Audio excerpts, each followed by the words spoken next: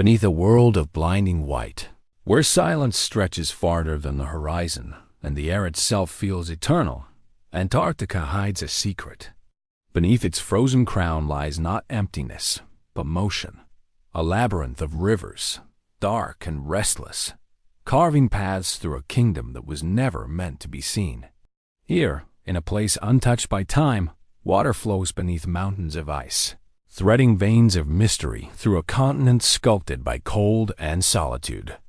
To step into this realm is to step into the unknown, a cathedral of frozen light above and a hidden ocean of life and possibility below. What is concealed under this great shield of ice? What stories is it kept buried, locked away for millennia, waiting for us to uncover? This is not just a journey into a frozen desert. This is a descent into a secret world, one where science meets wonder, where silence speaks, and where the past whispers through the rivers still flowing in the dark. If this journey calls to you, stay with us. Like, share, and subscribe, not just to support us, but to keep exploring the unseen corners of our world, together. The first thing Antarctica gives you is silence. Not the silence of a quiet room, nor the hush of a forest at dusk, but a silence so vast it feels alive. It presses against the ears, echoing with the absence of life, until the beat of your own heart becomes thunderous in comparison. The horizon is not a line but a blur, where earth and sky dissolve into the same pale glow. Standing here, one feels as though the world is folded inward, reducing all existence to two things: ice and light. Yet this is no empty desert. Beneath the blinding canvas, beneath ice that has lain undisturbed for millions of years, there is motion. Rivers flow where no sun has ever reached. They cut paths through ancient valleys, carry minerals from long-buried mountains, and gather into vast lakes sealed away from the surface world. These rivers are Antarctica's secret pulse, the unseen blood of a continent mistaken for stillness. On the surface, the wind shapes dunes of snow that rise and collapse like the breathing of some colossal animal. Crevasses split open without warning, dark chasms plunging into an abyss of ice. Each step across this expanse is a step into fragility, where the land itself hides fractures, where beauty conceals danger. But below, in that hidden underworld, the danger gives way to wonder. There, water slips through narrow veins, weaving a story far older than humanity. Scientists call it a paradox, a land defined by cold, yet alive with liquid. Temperatures on the surface plunge lower than anywhere else on Earth, cold enough to shatter steel, to freeze breath midder. And still, beneath layers of ice, thicker than skyscrapers are tall, water moves freely. Pressure keeps it from freezing. Heat from the Earth's core warms it just enough to flow. Together, they create a secret kingdom, a labyrinth locked beneath the frozen skin of the continent. To imagine this hidden heart, close your eyes. Picture an endless sheet of white stretching above you, pressing down with the weight of mountains. Now imagine, in that darkness, rivers winding through ancient stone, their paths lit not by sunlight, but by the slow shimmer of minerals and the faint warmth of geothermal fire. It is a world both suffocating and alive, one that has never seen the open sky, yet has endured longer than empires, longer even than the ice that entombs it. The surface world offers no hint of what lies below. To the explorers who first stumbled into this frozen kingdom, Antarctica was a place of emptiness. They saw only endless plains, a desert of snow where life seemed impossible. Shackleton, Amundsen, Scott. Their journals speak of hunger, of frostbite, of the terrible beauty of a land that showed them no mercy. They spoke of survival, not of secrets. But as science advanced, radar waves and satellites began to pierce the ice, and suddenly Antarctica was no longer a blank page. It was a palimpsest, a layered manuscript where each sheet of ice covered a story. And beneath it all, the rivers wrote their silent script in flowing lines. Every discovery deepened the mystery. What do these rivers mean? Do they hide life, shielded from the surface since the dawn of time? Do they connect vast subglacial lakes into networks as complex as any seen on the surface? Could they even carry echoes of past climates, whispers of lost worlds when Antarctica was green, forested, and alive? Each question opens another, as though the continent itself resists being known all at once, revealing its truths in fragments. Here, in the stillness of the ice, the human mind stirs with awe. The rivers cannot be touched directly, yet they can be imagined. And in that act of imagining, we begin to feel the weight of their existence. Antarctica is not simply a frozen wasteland. It is a body with a secret heart, one that beats quietly beneath layers of silence. And so, the story begins in the blinding light of the surface, where emptiness hides abundance, and in the deep shadow beneath, where rivers weave through darkness, carrying the hidden life of the coldest continent on Earth. To walk across Antarctica is to wander across a paradox. At first glance, it appears to be a continent defined by nothingness, a vacant desert dressed in white. Yet the longer you stand beneath its pale sky, the more it reveals its texture. The snow is not flat but sculpted, shaped by winds that never rest. Dunes rise and collapse like the folds of a great frozen ocean. The air itself moves in strange ways, carrying whispers of storms from 1,000 miles away. Even in stillness, Antarctica is never still. The explorers of old sensed this hidden vitality, though they could never name it. They wrote of shimmering halos around the sun, of sudden blizzards that erased the world in moments, of shadows that stretched longer here than anywhere else. They stood at the edge of a continent that seemed to breathe, not with warmth, but with the cold rhythm of endurance. For them, Antarctica was the last frontier of survival. For us, it has become the last frontier of knowledge. Beneath the endless white, the secrets of this land begin. Imagine a sheet of ice 2 miles thick pressing down with the weight of a mountain range. Beneath that pressure, valleys remain carved in stone, rivers flow unseen, and entire landscapes lie hidden. Radar images reveal mountains taller than the Alps buried under the ice, their peaks unseen by human eyes, their slopes drenched in darkness for millions of years. It is a shadow continent within a frozen one, a ghost of Earth's ancient face, preserved beneath the frozen shroud. The rivers that course through these valleys are not mere trickles. Some stretch for hundreds of miles, carrying meltwater from one end of the continent to another. They feed into lakes sealed off from the surface since before humanity walked upright.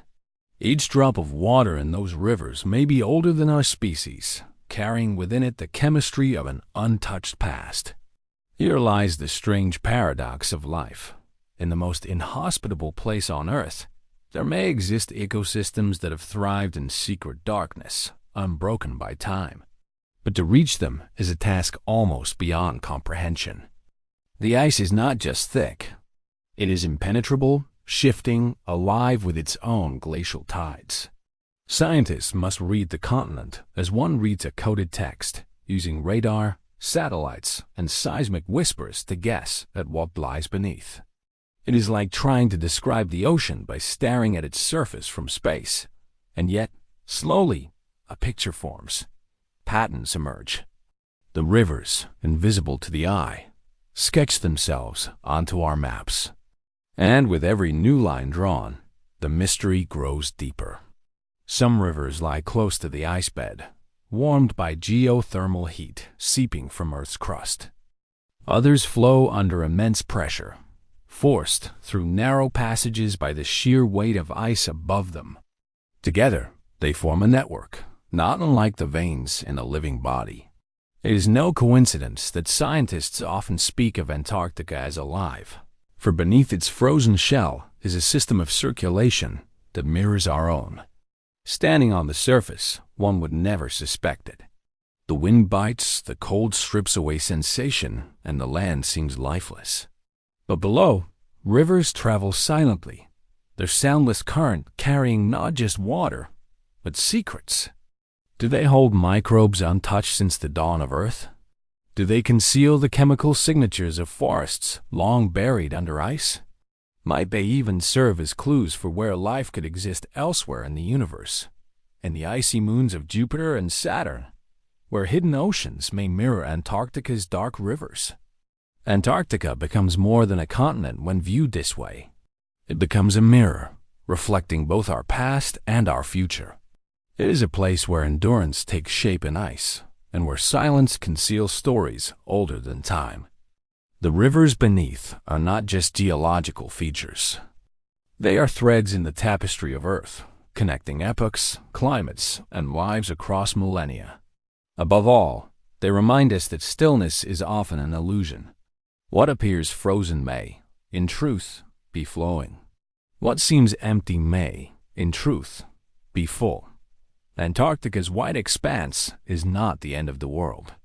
It is the beginning of another, waiting patiently in the dark. The human eye is trained to search for motion, for contrast, for color that breaks monotony. Yet in Antarctica, those instincts betray us. Here, the horizon is a blur of white on white, the sky a pale reflection of the ground. Days bleed into nights without distinction, the sun circling low and refusing to set, or else refusing to rise at all. Time loses its anchor. In such a place, the mind begins to sense things differently. Silence becomes louder, stillness becomes heavier, and the unseen becomes as real as the snow underfoot. It is within this altered perception that the presence of the hidden rivers feels almost tangible. You cannot see them, cannot hear them, yet you begin to imagine them. Somewhere far below your boots, a thin ribbon of water winds through stone, patient as eternity. It has been flowing since before your ancestors carved their first tools, since before the world's coastlines took their current shape. To walk across the ice above it is to tread over time itself, compressed into liquid memory. The first hints of these secret waterways were not found by accident, but by persistence. Mid-20th century scientists began probing Antarctica's depths with radio waves. These signals pierced through the ice, bouncing back faint echoes of what lay beneath. What returned was astonishing. Beneath the frozen surface were valleys, mountains, and most strangely of all, smooth, reflective surfaces that betrayed the presence of liquid water. Antarctica was no longer a blank void. It was a layered world, alive with hidden motion. As discoveries multiplied, a portrait began to emerge. The rivers were not isolated. They connected, stretched, and curved, forming an unseen network spanning thousands of miles. They slipped beneath mountain ranges, carved caverns into the rock below, and pooled into subglacial lakes of staggering size. Some lakes lay so far beneath the ice that they have been sealed off from the surface for millions of years, untouched by atmosphere, untouched by time. The rivers were their lifelines, feeding them, draining them, shifting them in ways that scientists still struggle to understand. Yet there is a deeper mystery in their persistence. By every measure, these waters should be frozen solid. Surface temperatures drop below -80 degrees Celsius, and even the weight of the ice cannot entirely shield them from such brutal cold. But the earth itself keeps them alive. Heat seeps upward from the crust, faint but constant, enough to melt the deepest layers. Combined with the relentless pressure of ice, it ensures that the rivers keep moving, no matter how bitter the cold above. This delicate balance gives Antarctica its paradoxical nature, a world defined by ice, yet sustained by water. And it is in that balance that meaning emerges. The rivers are not anomalies. They are the continent's bloodstream, a quiet circulation that keeps the hidden world alive. Without them, the lakes would vanish, the valleys would lie barren, and the secrets locked below would remain forever entombed.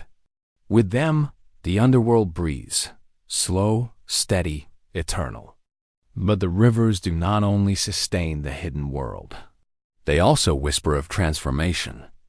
Every drop of meltwater that flows below the ice carries the potential to change the surface above. Glaciers slide faster when lubricated by water, their massive weight shifting with subtle ease. Valleys widen, ice streams surge, and coastlines feel the tremor of movement thousands of miles away. What happens in the dark labyrinth below does not stay there. It ripples outward, reshaping the face of the world. And so, what began as silence becomes a symphony, though one we cannot hear. It is a music of unseen rivers, of ice grinding slowly against stone, of valleys reshaped by the persistence of water.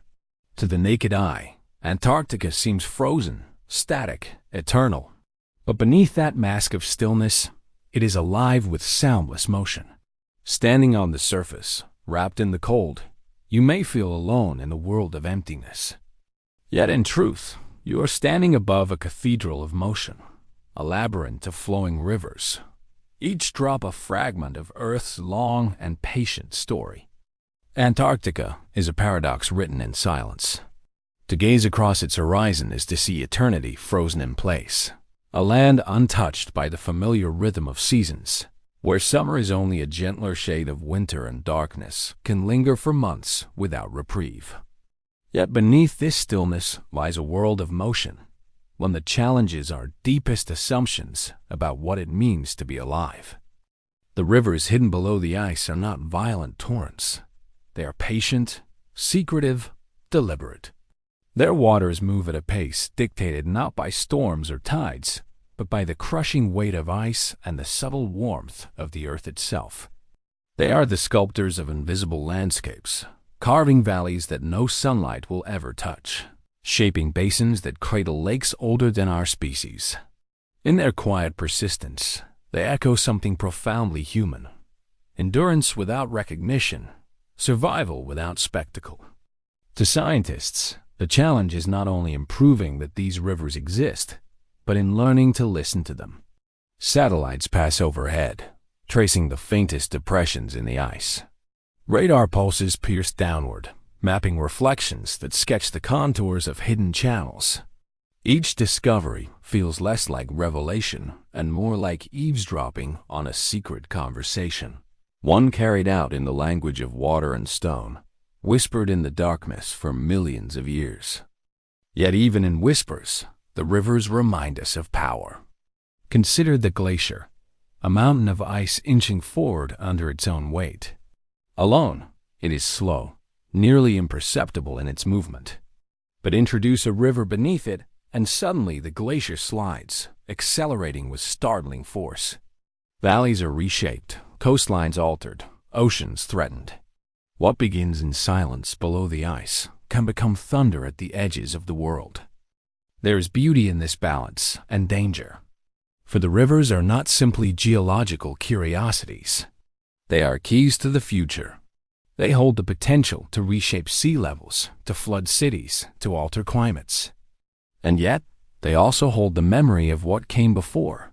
Locked within their waters may be traces of ancient forests, the chemical fingerprints of vanished atmospheres, or even microbial life that has evolved in isolation since the dawn of Earth. They are both prophecy and archive, carrying the twin burdens of what was and what may come. To stand on the Antarctic surface, then, is to stand above two worlds. The one we see is a desert of snow, dazzling and harsh, stripped of sound and color. The other, hidden below, is a labyrinth of rivers and lakes, alive with secrets that could change how we understand life itself. And the ice, that endless weight pressing downward, is both prison and protection, sealing the worlds apart, keeping the surface blind to the wonders below. But secrets cannot remain buried forever. Already, our instruments have traced the outlines of rivers longer than the Thames, channels deeper than the Grand Canyon, networks stretching farther than we once dared to imagine. Each revelation beckons us deeper, as though the continent itself is inviting us into its hidden heart. The question is no longer whether rivers flow beneath the ice, but where they lead and what they conceal in the darkness. And so, Antarctica transforms before our eyes. It is no longer just a frozen wilderness at the edge of the map. It is a living labyrinth, its silent corridors carrying messages from the past into the present, from the deep beneath into the fragile world above. The white expanse is not an ending, but a veil, and beneath that veil lies the beginning of a story far greater than we imagined. For where rivers move, life may follow. Where darkness endures, resilience may flourish. And where silence reigns, answers may be waiting. The question is, are we ready to listen? Darkness. That is the first truth of the rivers beneath Antarctica. Unlike the glittering surface, where light refracts endlessly on snow and ice, the world below is absolute shadow. No sun has ever reached these corridors. No moon has ever cast its glow upon these waters. They exist in silence and obscurity, flowing through a realm where the concept of day and night dissolves into an eternal absence. Yet within this abyss, rivers endure. They move beneath miles of solid ice, carving channels through stone, weaving through valleys buried deeper than imagination. They flow not with the reckless speed of surface streams, but with a patience as old as the continent itself. Each drop pushes forward under the weight of ice above, guided by pressure and gravity, warmed ever so slightly by the Earth's hidden fire. Scientists first encountered them not with eyes, but with instruments. Radar pulses sent into the ice returned strange echoes. Flat, gleaming surfaces that betrayed the unmistakable signature of liquid water. At first, disbelief followed. How could rivers exist here, in a place colder than any desert, harsher than any mountain range?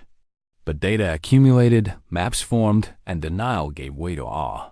Antarctica was alive beneath its frozen mask. The rivers vary in character. Some stretch for hundreds of miles, vast arteries moving beneath entire mountain ranges. Others are thin trickles, winding through narrow cracks in the bedrock. Some pool into subglacial lakes, filling hidden chambers the size of great inland seas. Together, they create a labyrinthine network, a secret geography that rivals the surface world in scale and complexity. But perhaps what astonishes most is their persistence. Locked beneath ice up to 4 kilometers thick, they should be frozen solid. And yet they flow, warmed by two invisible forces. From above, the relentless pressure of the ice lowers the freezing point of water, allowing it to remain liquid under crushing weight. From below, geothermal heat seeps upward, gentle but unyielding, melting the base of the ice sheet and feeding the rivers that snake through its darkness. It is a hidden circulation, a secret pulse. Where the surface is cold, brittle, lifeless, the underworld is in constant motion. The rivers are not anomalies. They are the bloodlines of Antarctica, unseen but essential. They lubricate the bases of glaciers, quickening their march toward the sea. They redistribute heat and minerals, shaping ecosystems sealed away for millions of years. They remind us, with every unseen current, that stillness is never absolute. And what might they contain? This is the question that pulls scientists deeper into the labyrinth. Are they sterile channels, barren of life, nothing more than geological curiosities? Or do they carry within them microbial forms, ancient and strange, survivors from a time when Earth itself was young? If so, they may hold clues not only to our past, but to the potential for life elsewhere, on distant moons like Europa and Enceladus, where oceans lie buried beneath ice just as they do here. The mystery sharpens the imagination.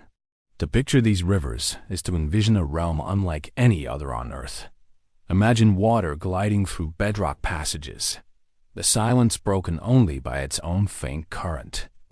Imagine minerals shimmering faintly in the darkness, the slow chemistry of stone and liquid forging patterns we have yet to understand. Imagine, perhaps, the fragile spark of life drifting in the current, unseen, unmeasured, waiting for discovery. Above, the surface world stretches in white emptiness. Below, in the unseen dark, rivers carve out a narrative of resilience, persistence, and quiet power. It is here, in the depths, that Antarctica reveals its truest paradox. The coldest place on Earth is not barren, but alive with water. And yet, these rivers are only beginnings. For every channel mapped, there are countless more still veiled. For every answer uncovered, new questions rise. To explore them is to accept uncertainty, to step willingly into mystery. The rivers in the darkness do not offer clarity. They offer depth. Beneath the frozen crown of Antarctica, rivers do not roar as they do on the surface. They whisper. They move without witness, their currents muffled by miles of ice, their paths concealed from every human eye. And yet, through machines and echoes, we have begun to hear their story. The story begins with pressure. Imagine billions of tons of ice pressing downward, layer upon layer of snowfall compacted over millions of years. At such depths, the rules of water change. The freezing point drops, allowing liquid to persist where logic says it should not. Heat seeps upward from the Earth's core, subtle but steady, like the slow breath of a sleeping giant. The combination births rivers in the dark, thin lifelines that carve across the stone, flowing in silence while the surface above lies locked in stillness. What astonished scientists was not merely that these rivers existed, but how vast they were. In 2022, researchers revealed the discovery of a subglacial river stretching nearly 300 miles, longer than the Thames, winding unseen beneath the ice. This was not an isolated stream. It was proof of an immense network, one that sprawls beneath the continent like an invisible circulatory system. Each new discovery deepens the sense that Antarctica is not a dead wasteland, but a living organism with rivers as its veins. The methods of discovery feel as wondrous as the rivers themselves. Satellites hovering hundreds of miles above Earth trace the smallest shifts in ice elevation, watching the surface rise and fall as water moves below.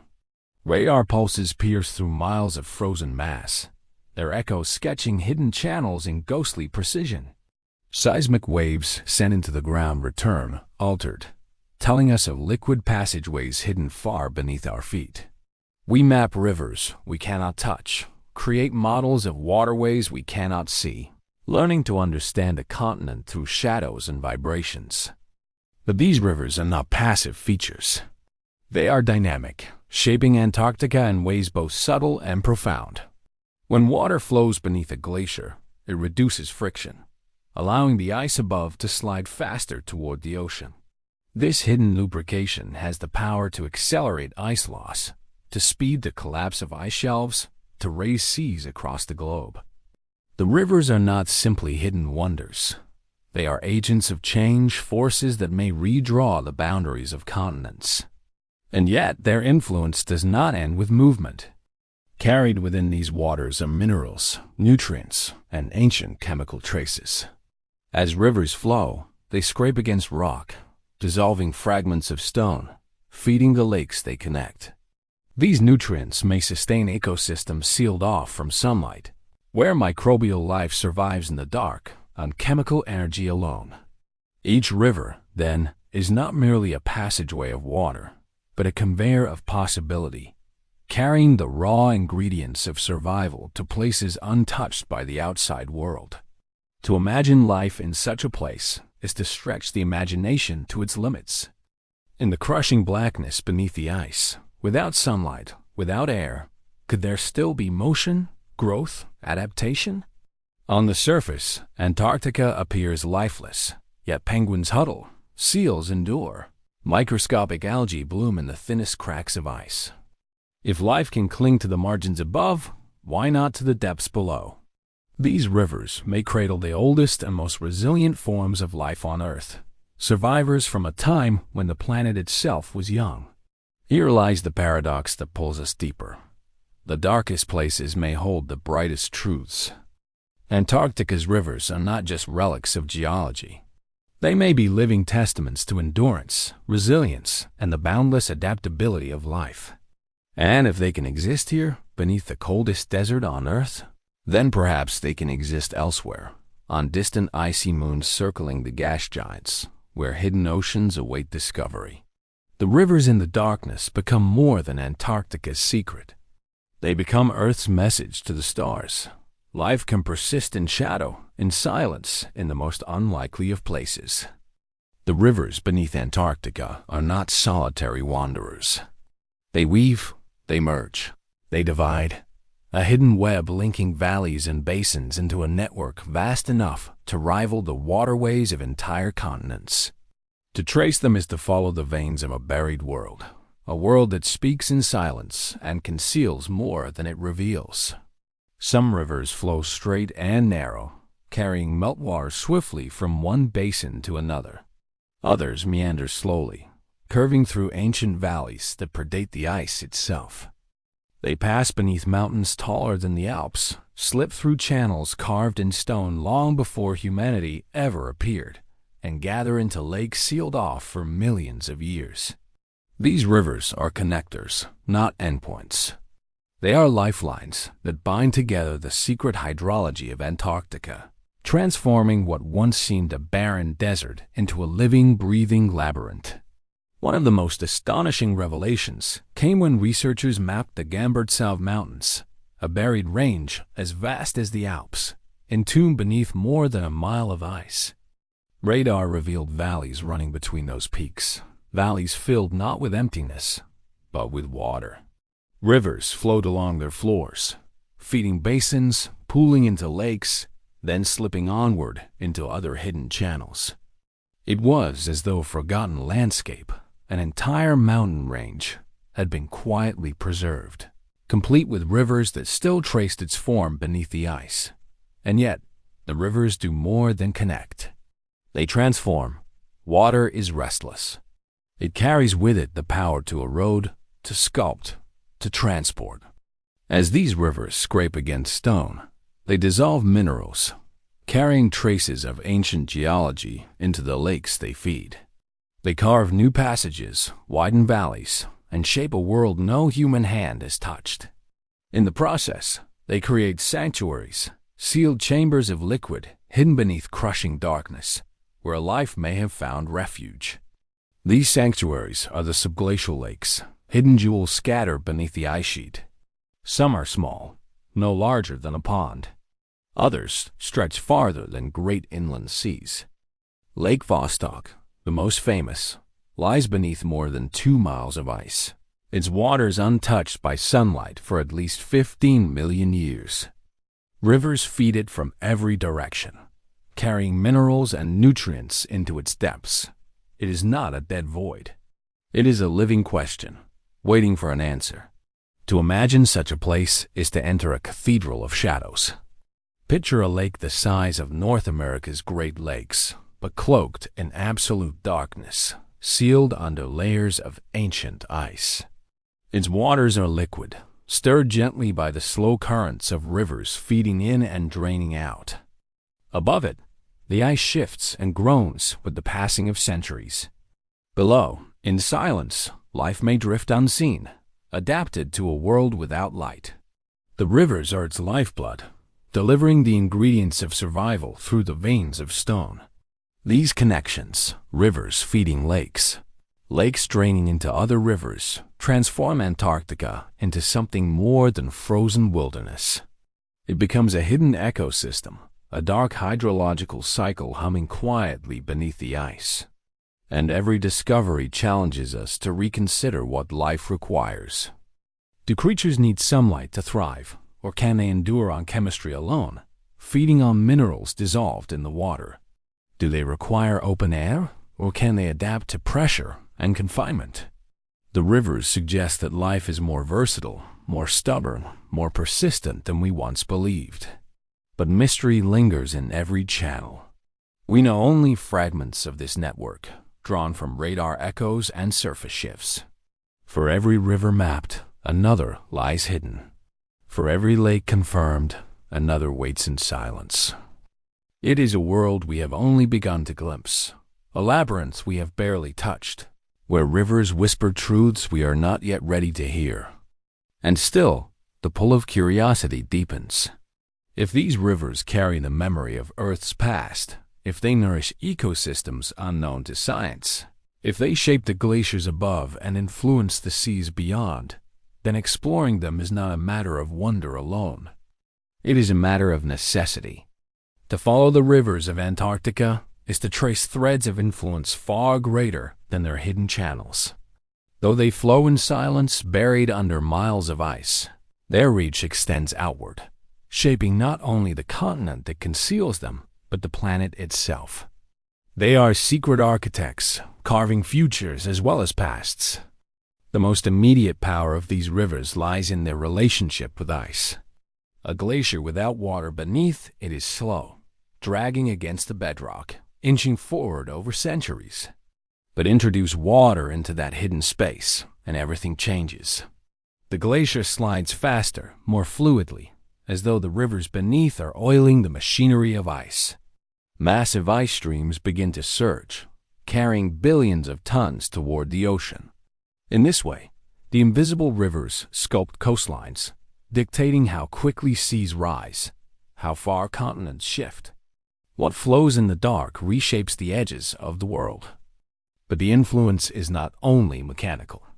These rivers are also couriers of memory. They carry with them particles scraped from the bedrock, grains of ancient mountains ground into dust, fragments of organic matter long buried. Each drop of water is a capsule of history, transporting traces of past climates, past forests, perhaps even past oceans. To study them is to unlock the memory of Earth, to read chapters of a story written long before humanity emerged. This duality, as both shapers of the future and keepers of the past, makes them uniquely powerful. They are not passive streams, forgotten in the abyss. They are agents of transformation, sculptors of ice, archivists of time. And within them, perhaps, lies life itself. Here the imagination strains hardest. Could organisms truly endure here, cut off from sunlight for millions of years, sealed in total darkness beneath crushing pressure? The answer, increasingly, seems to be yes. In other subglacial lakes already touched by human exploration, scientists have discovered microbes adapted to these extreme conditions, feeding not on sunlight but on minerals, drawing energy from the chemical reactions of rock and water. If life thrives in those isolated pools, why not in the rivers that sustain them? Why not in the endless corridors where liquid flows quietly beneath the ice? And if life can persist here, then the implications stretch beyond Earth. For what is Europa? The icy moon of Jupiter, but a vast Antarctica turned outward to the stars. What is Enceladus, moon of Saturn, but another frozen world with rivers flowing unseen beneath its crust? The rivers in the darkness remind us that the boundaries of life are wider than we once dared to dream. They suggest that silence is not emptiness, and darkness is not death. Still, the rivers remain elusive. We have mapped their outlines, traced their shadows, glimpsed their influence in rising seas and shifting glaciers. Yet we have never touched them directly. We imagine their flow but cannot hear it. We chart their paths but cannot follow them. They remain hidden, as though guarding their truths until we are ready to understand. And so, Antarctica becomes more than a landscape. It becomes a parable. The rivers remind us that what lies unseen may shape us most profoundly. They remind us that silence is not the absence of story, but the beginning of one. And they remind us, too, that every surface conceals depths, every stillness conceals motion, every frozen mask conceals a beating heart. As we leave these rivers for now, the question lingers. If water flows unseen beneath ice thicker than mountains, what might flow in the lakes they feed? What worlds might exist in those sealed sanctuaries, where rivers gather their strength and nurture what has endured in the dark? The answer awaits in the next descent, into the cathedrals of shadow where the rivers converge, and where the most astonishing discoveries lie hidden beneath Antarctica's frozen crown. Beneath Antarctica's endless expanse of white lies a realm so alien, so improbable, that even the boldest imaginations once doubted its existence. These are the subglacial lakes, secret chambers of water sealed away beneath crushing pressure and ancient ice, hidden from sunlight for millions of years. To step into their story is to enter a cathedral carved not of stone but of silence, where rivers flow in darkness and life, perhaps, lingers in eternal night. Lake Vostok is the most renowned of these cathedrals. It lies beneath nearly 4 kilometers of ice, a depth so immense that sunlight could never hope to reach it. For at least 15 million years, its waters have remained untouched, preserved in stillness while continents shifted above. Larger than Lake Ontario, it is a vast inland sea imprisoned beneath a frozen ceiling, its existence confirmed only by the probing gaze of radar and seismic echoes. To imagine it is to picture a black mirror stretched beneath mountains of ice, its surface smooth, its depths unknowable. And yet, Lake Vostok is not alone. Across the Antarctic continent, scientists have mapped more than 400 subglacial lakes, each with its own character, its own mystery. Some are small pockets of meltwater, barely a few kilometers across. Others, like Lake Whillans or Lake Mercer, are wide, shallow basins where rivers converge and drain in cycles, pulsing with hidden tides. Together, they form a network of liquid chambers, a hidden hydrosphere beneath the ice, as dynamic and restless as any ocean on Earth. What makes these lakes so extraordinary is not only their scale, but their endurance. They are relics of another world, sealed during epochs when Earth was warmer, wetter, freer of ice. Inside their waters may lie the remnants of ancient ecosystems, microbes that adapted to isolation and pressure, evolving along paths unknown to the surface world. Some scientists believe they could host life forms that predate the ice itself, preserved like living fossils, their lineages unbroken across tens of millions of years. If true, these lakes are not simply physical wonders. They are time capsules, windows into Earth's biological past. But to reach them is to confront paradox. The very ice that protects these lakes from contamination also denies us access. Drilling must be delicate, precise, sterilized against the risk of introducing surface life into pristine ecosystems. To pierce their ceilings is to risk breaking their sanctity. And yet, the temptation is irresistible. What secrets lie within waters that have never felt the touch of wind, never seen the glimmer of a star, never known the warmth of the sun?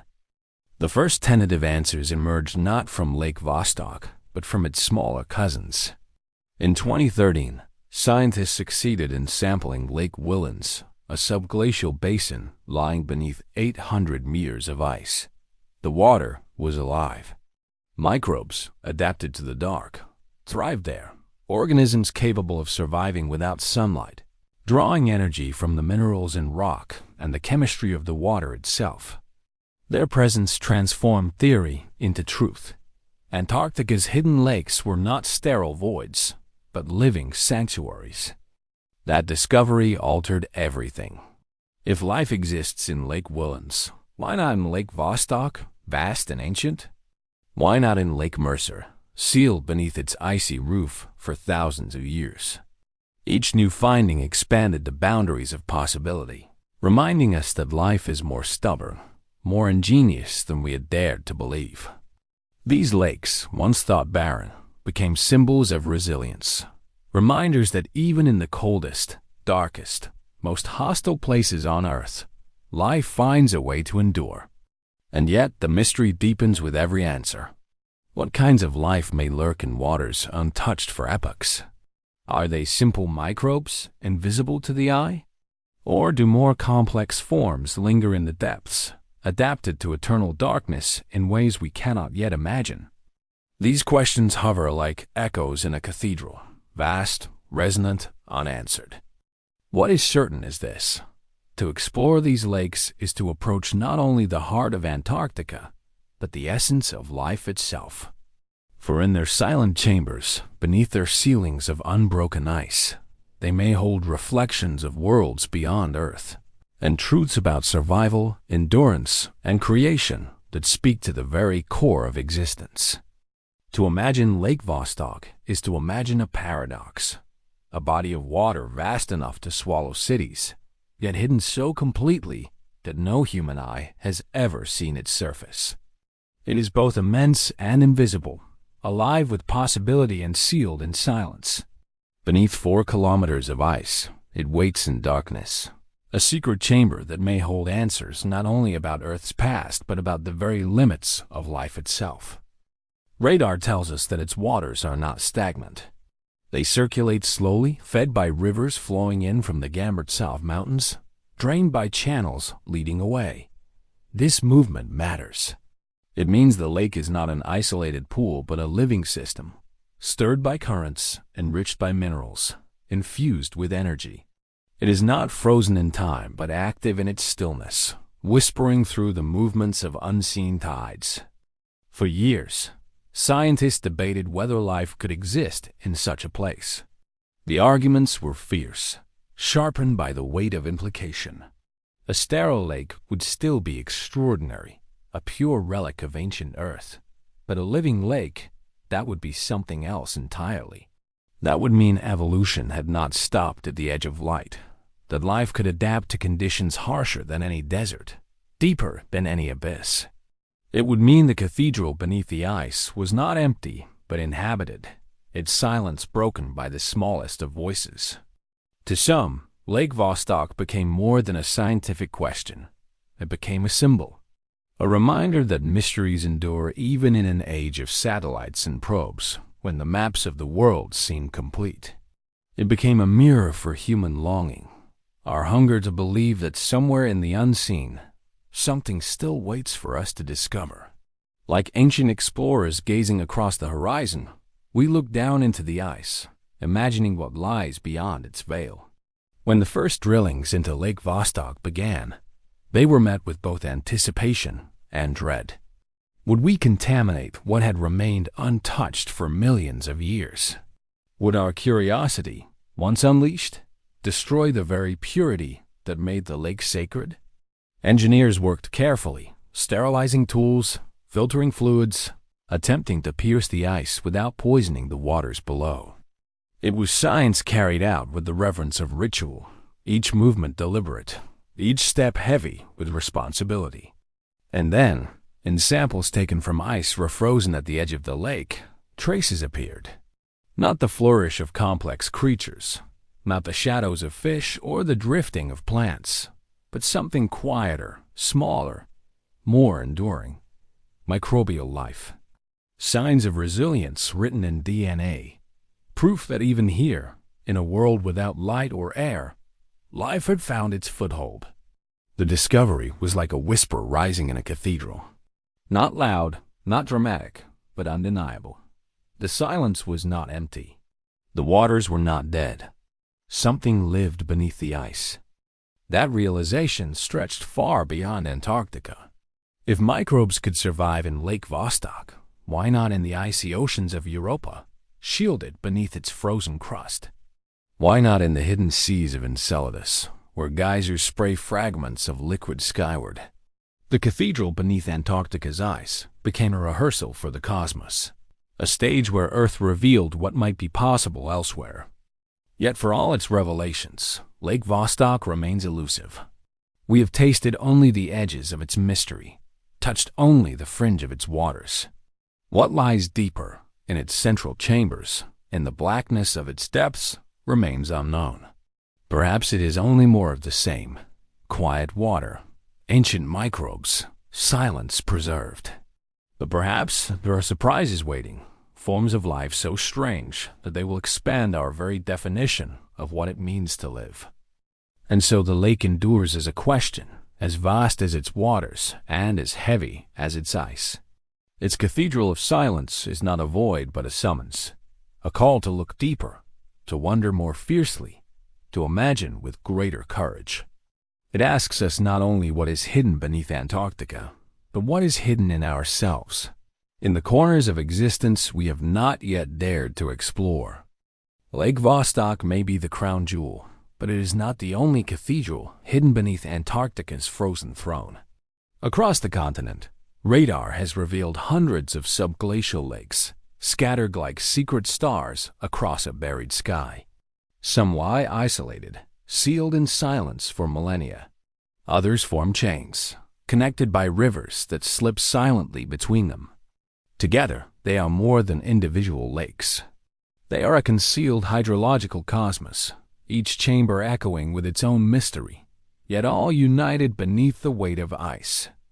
Lake Mercer is one such world. Buried beneath 1,200 meters of ice, it remained unknown until radar glimpsed its outline in the late 20th century. Scientists believed it to be sterile, locked away in perfect isolation. But in 2019, when a team succeeded in reaching its waters, they discovered not only microbes, but fragments of ancient sediments containing organic material. There, beneath a kilometer of frozen ceiling, were traces of life and memory, whispers of the past carried forward in the lake's still waters. Nearby lies Lake Willans, another shallow basin fed by hidden rivers. It is a place of flux, not permanence. Water flows in, water flows out.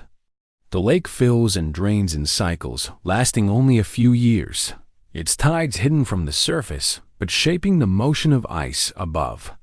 When scientists pierced its roof, they too found life.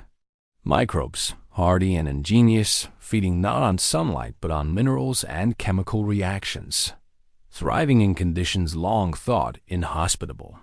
In those quiet waters, we found proof that life does not require the warmth of the sun, only the persistence of chemistry and the will to endure. These lakes, scattered and varied, are chapters in the same hidden book. Some are vast inland seas like Vostok, stretching across hundreds of kilometers.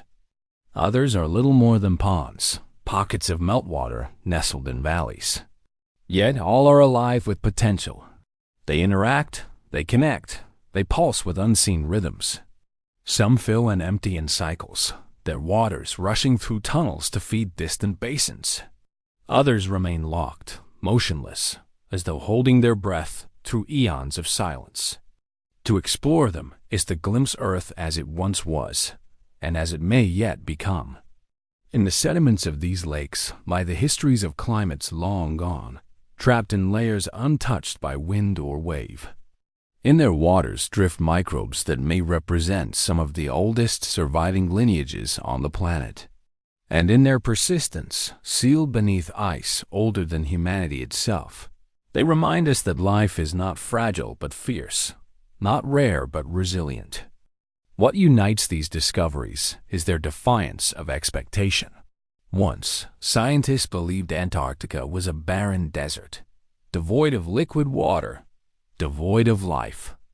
Yet beneath its frozen crown lies a network of rivers and lakes more dynamic than the great wetlands of the Amazon, more vast than the lakes of temperate continents. Once, we thought darkness meant death. Now we know it can mean survival. Once we thought ice was an end. Now we see it can be a beginning. Each lake becomes a question in its own right. What forms of life exist in its waters? How do they survive? What histories are locked in its sediments? And beyond these questions lies a larger one, more haunting.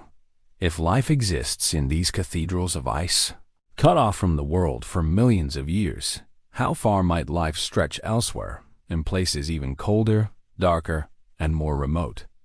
The more we discover, the more the silence deepens.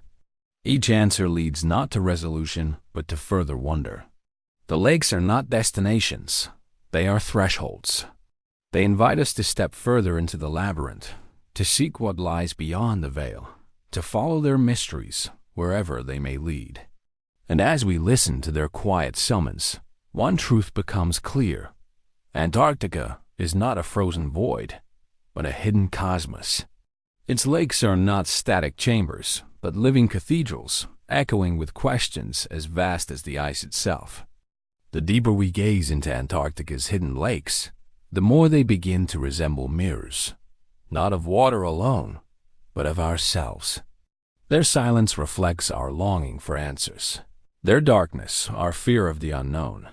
Their endurance, our own fragile persistence against time. They are not only scientific frontiers. They are spiritual landscapes, cathedrals of stillness where the weight of millions of years presses down like the vault of heaven. To walk upon the surface above them is to tread unknowingly on sanctuaries. Beneath every step may lie a lake sealed since before humanity's first breath. The ice that conceals them is both guardian and gatekeeper, preserving what lies below even as it denies us entry. And in that paradox lies a lesson, that not all mysteries are meant to be rushed, that wonder itself requires patience. Scientists speak of these lakes in terms of geology, hydrology, microbiology. But for those who pause to imagine them fully, they become more than physical. They become metaphors for survival without light, for resilience in silence, for life unbowed by isolation. They remind us that existence does not require spectacle. It requires only persistence, chemistry, and the quiet will to endure. And so, when microbes are found in these waters, clinging to minerals, thriving in darkness, they speak with a voice larger than themselves. They say, life is not fragile, it is unrelenting. It adapts, it transforms, it continues in places we thought impossible. If it can endure here, in cold more absolute than the highest mountains, in darkness more total than the deepest sea, then perhaps it can endure anywhere. This is why the lakes of Antarctica draw not only scientists but dreamers. They echo with the possibility of other worlds. Europa, with its ice-locked ocean beneath Jupiter's storms, feels closer when we touch these hidden waters. Enceladus, spraying icy plumes from its buried seas, seems less alien when we discover microbes thriving beneath Antarctic ice. These cathedrals are rehearsal halls for cosmic exploration. What we learn here may prepare us for the day when we peer into the oceans of distant moons. Yet, with all their grandeur, these lakes remain fundamentally unknown. We have only skimmed the edges of Lake Woolens, only brushed the surface of Lake Mercer, only touched the frozen margins of Vostok. The heart of these waters remains untouched, their deepest layers unseen. Do they hold strange forms of life, complex and adapted beyond our imagination? Or do they hold only silence, a stillness preserved through eons? The answer waits, sealed beneath ice thicker than mountains. And still, the pull grows stronger. The more we learn, the more urgent the mystery becomes. For these lakes do not exist in isolation. They connect to rivers, to ice streams, to oceans. They influence the movement of glaciers, the rise of seas, the future of coasts far beyond Antarctica. Their silence is not confined. It touches us, whether we hear it or not. As Chapter 3 closes, we are left standing at the edge of the unknown, peering into black waters we have not yet seen, imagining what might drift within them. The cathedrals beneath the ice remind us that exploration is not conquest, but reverence. They remind us that mystery is not emptiness, but fullness waiting to be revealed. And so we leave them, for now, with one question lingering. If these lakes are the sanctuaries, what lies in the vast frozen labyrinth beyond them, where rivers and lakes converge into forces capable not only of shaping Antarctica, but of reshaping the entire planet? Antarctica is often imagined as motionless, a continent of frozen stillness, a land frozen in time. Yet beneath its vast white crown, nothing is truly still. The ice breathes. It shifts, it flows, it groans under its own weight. It is a living body, and the hidden rivers and lakes beneath its frozen skin are the pulse that drives its breath. Glaciers, those immense rivers of ice, are not solid monuments. They are restless giants, flowing slowly yet relentlessly toward the sea. Gravity pulls them forward, but it is water, the unseen rivers coursing beneath, that determines their rhythm. A glacier without water clings stubbornly to the rock beneath, creeping forward in strained resistance. But when rivers seep between ice and stone, They lubricate the path, turning friction into fluidity. The glacier quickens, surges forward, and the frozen landscape becomes a machine of motion. Nowhere is this more evident than in the great ice streams that drain Antarctica's vast interior. The Willan's ice stream, the Pine Island Glacier, the mighty Thwaites, each is a titan, funneling ice toward the ocean at rates measured in billions of tons per year. Their movements are not steady, but pulsing, rising and falling with the hidden tides of water below. When a subglacial lake fills, the glacier above slows, held back by friction. When the lake drains, water surges through hidden channels, and the glacier leaps forward, as though exhaling after holding its breath. These cycles, invisible to the human eye, are the heartbeat of the ice. Scientists have measured these breaths, watching entire glaciers lurch forward in sudden bursts, moving meters in a single day, a staggering pace for bodies of ice kilometers thick. To witness such motion is to realize that Antarctica is not a frozen wasteland, but a dynamic organism, breathing in centuries, exhaling in millennia, shifting with the hidden pulse of water below. Yet this breath is not confined to Antarctica alone.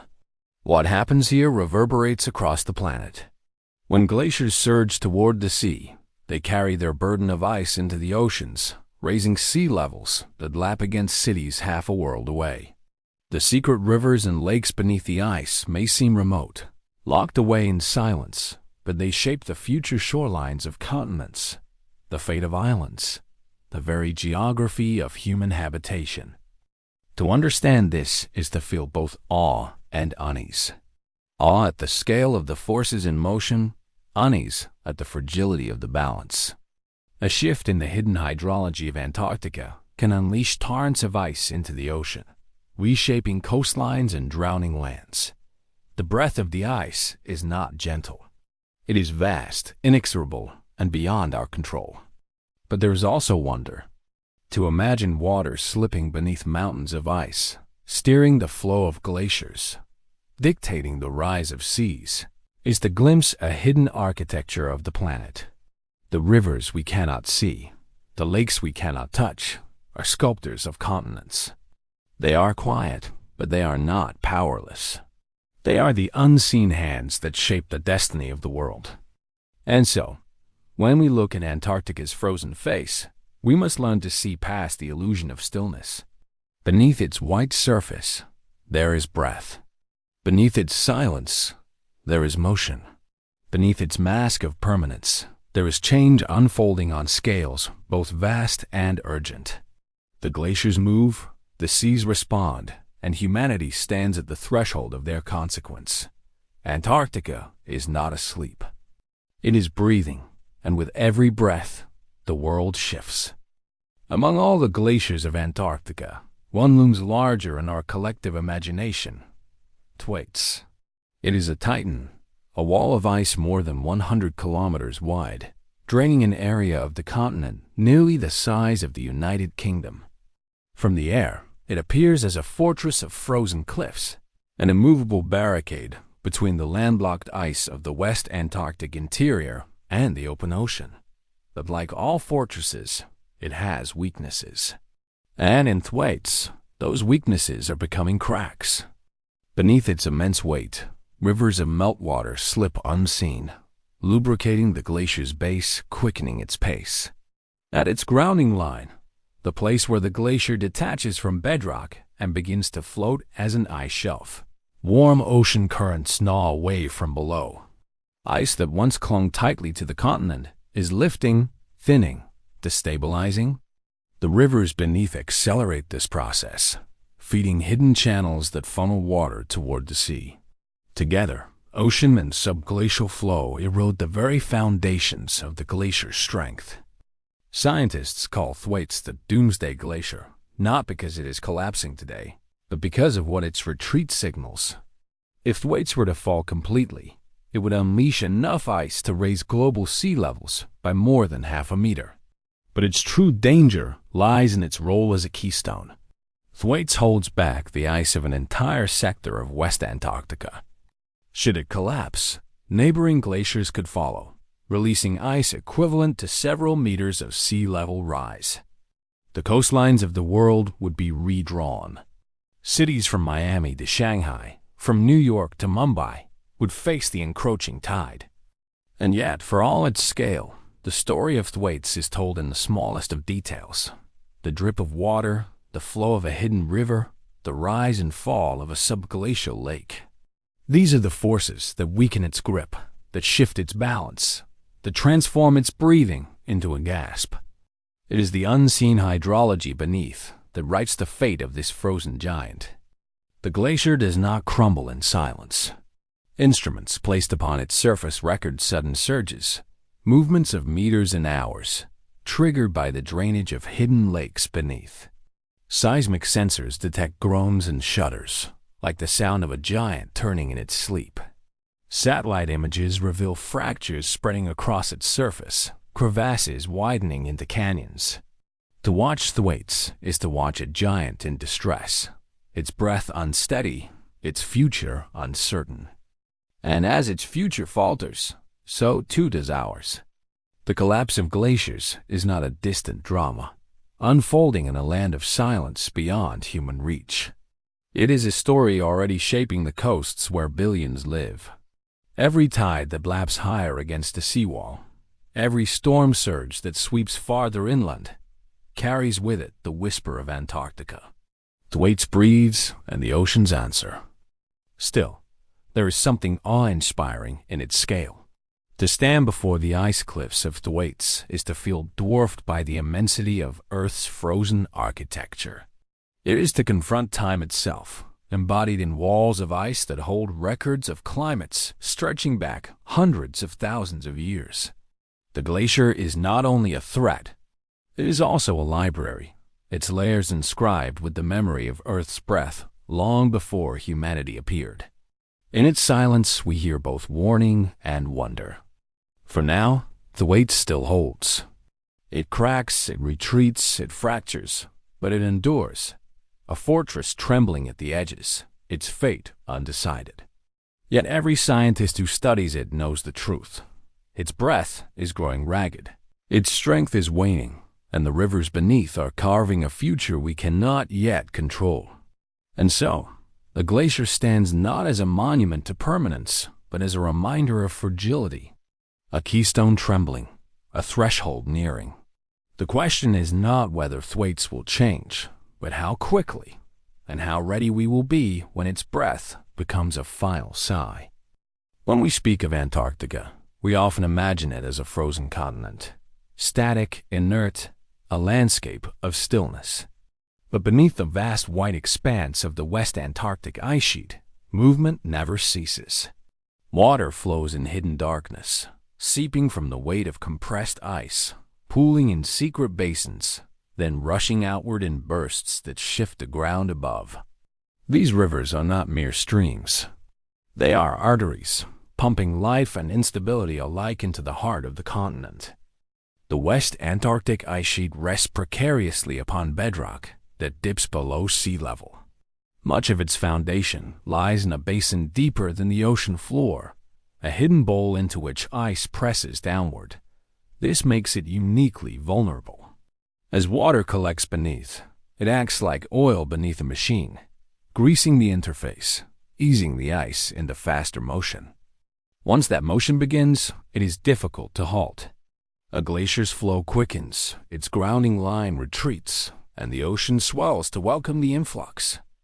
In recent years, scientists have uncovered vast networks of subglacial lakes beneath this sheet, bodies of water the size of cities, hidden under more than a kilometer of ice. These lakes do not remain still. They drain and refill in cycles, sending floods of water downstream into rivers that course unseen for hundreds of kilometers. The ice above responds like a living thing. It heaves, it lowers, it trembles with the passage of water beneath. A frozen land animated by a pulse, it tries, but fails, to conceal. One such river system was only recently discovered, a sprawling network that drains into the Amundsen Sea, rivaling in length some of the world's great surface rivers. Yet it exists in perpetual night, warmed only by the faint geothermal heat from Earth's interior and the immense pressure of overlying ice. These rivers carry with them not only water, but heat. As they flow into grounding zones, they hasten the melting of ice shelves, those floating barriers that buttress the great glaciers of the West. Without those shelves, the glaciers would slide unchecked, pouring into the sea with a speed humanity is not prepared to confront. What is most astonishing is not only the existence of these rivers, but their hidden influence. They are like whispers dictating the future of coastlines thousands of kilometers away. A shift in their flow, a sudden drainage of a subglacial lake, a redirection of water beneath the sheet. These invisible events can alter the course of entire glaciers, changing the fate of nations that have never seen ice with their own eyes. To scientists, this knowledge is both revelation and warning. For decades, the ice sheet was viewed as sluggish, responding to change only over millennia. But the rivers beneath reveal a different story, an ice sheet alive with rapid adjustments, capable of lurching into new states in mere years or decades. Its breath, once thought steady, is fragile and quickening. And so we return to the metaphor of breathing. The West Antarctic ice sheet inhales as snow falls upon its surface, adding weight, pressing downward. It exhales through the rivers and glaciers that drain toward the sea. But when that rhythm falters, when more is exhaled than inhaled, the balance tips. Sea levels rise, coastlines shift, and humanity inherits the consequence of a breath lost in a frozen wilderness. The rivers of Antarctica do not sing aloud. They do not carve valleys open to the sky, nor do they ripple in sunlight. They remain cloaked in silence, moving through a world of perpetual night. Yet in their flow lies the destiny of shorelines across the globe. In their hidden currents, the breath of the ice continues, steady for now, but edging toward a gasp. To understand the rivers beneath Antarctica, to listen closely to the breath of the ice, scientists have been forced to pierce the very shield that conceals it. It is no small task. More than a kilometer of solid ice must be drilled through, in temperatures that plummet to -40, in winds that erase footprints within minutes. Camps rise like fragile outposts on a wide abyss, small dots of humanity dwarfed by an endless horizon. One such mission unfolded at Lake Woolens, a body of water buried under 800 meters of ice. Using hot water drills, scientists melted a narrow shaft through the frozen ceiling, lowering instruments into the darkness below. What they found stunned them. A lake not sterile and silent, but alive. Microscopic organisms, sustained by minerals and chemical reactions, thrived in its cold waters. Life had endured where sunlight had never reached, where pressure would crush all but the hardiest forms. The discovery rewrote not only the story of Antarctica, but the possibilities for life in hidden oceans on distant worlds. But it was not only life they found. They traced the flow of water as it moved from lake to river, from river to grounding line, feeding the great glaciers that empty into the sea. The breath of the ice was no longer theory. It was real, it was measurable, it was flowing beneath their feet. And with it came the undeniable truth. The ice was not still. It was restless. Further west, other teams set their sights on the Thwaites Glacier itself. There, a project known as MELT deployed hot water drills and robotic submarines beneath the floating ice shelf. The images they returned were haunting. Caves opening beneath the glacier, chambers carved by warm ocean water, labyrinths where rivers of melt connected sea and ice in a dangerous embrace. The fortress was crumbling from below, and the rivers were guiding its collapse. The dangers were immense. Equipment froze. Tunnels collapsed. Every hour of drilling was a battle against time, against cold, against the very ice they sought to understand. Yet the urgency was greater than the peril. For every instrument lowered, every sample taken, offered a glimpse into the hidden workings of a world that holds the fate of the oceans in its grasp. And still, even with technology, with satellites, With sensors planted across the ice, the continent keeps its secrets well. Each discovery opens another question. How many rivers lie undiscovered? How quickly do they drain? How far can their influence spread? The answers remain shrouded, like whispers half heard through a closed door. To study these rivers is to confront fragility. Fragility of instruments, fragility of human bodies in the cold, fragility of the ice itself. And yet, through this fragility, we glimpse resilience. The resilience of life found beneath the ice. The resilience of those who endured the storms to bring back its stories. And, paradoxically, the resilience of the rivers themselves. Flowing, shifting, reshaping, long after human footprints are buried and forgotten. But fragility has a darker face.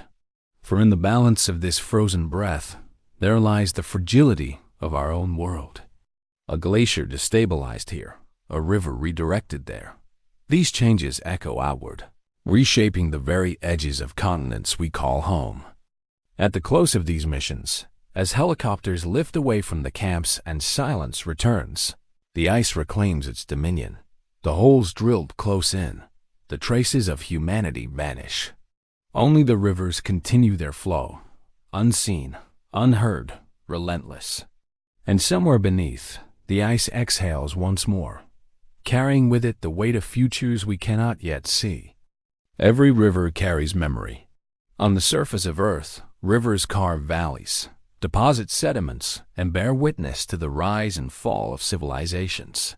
Beneath Antarctica, the rivers carry something different, not the imprint of human time, but the record of Earth's deep past. They flow unseen, yet within their currents lies a story stretching back hundreds of thousands of years, a story of ice and warmth, of survival and change. When scientists lower their instruments into subglacial lakes and rivers, they are not merely measuring water.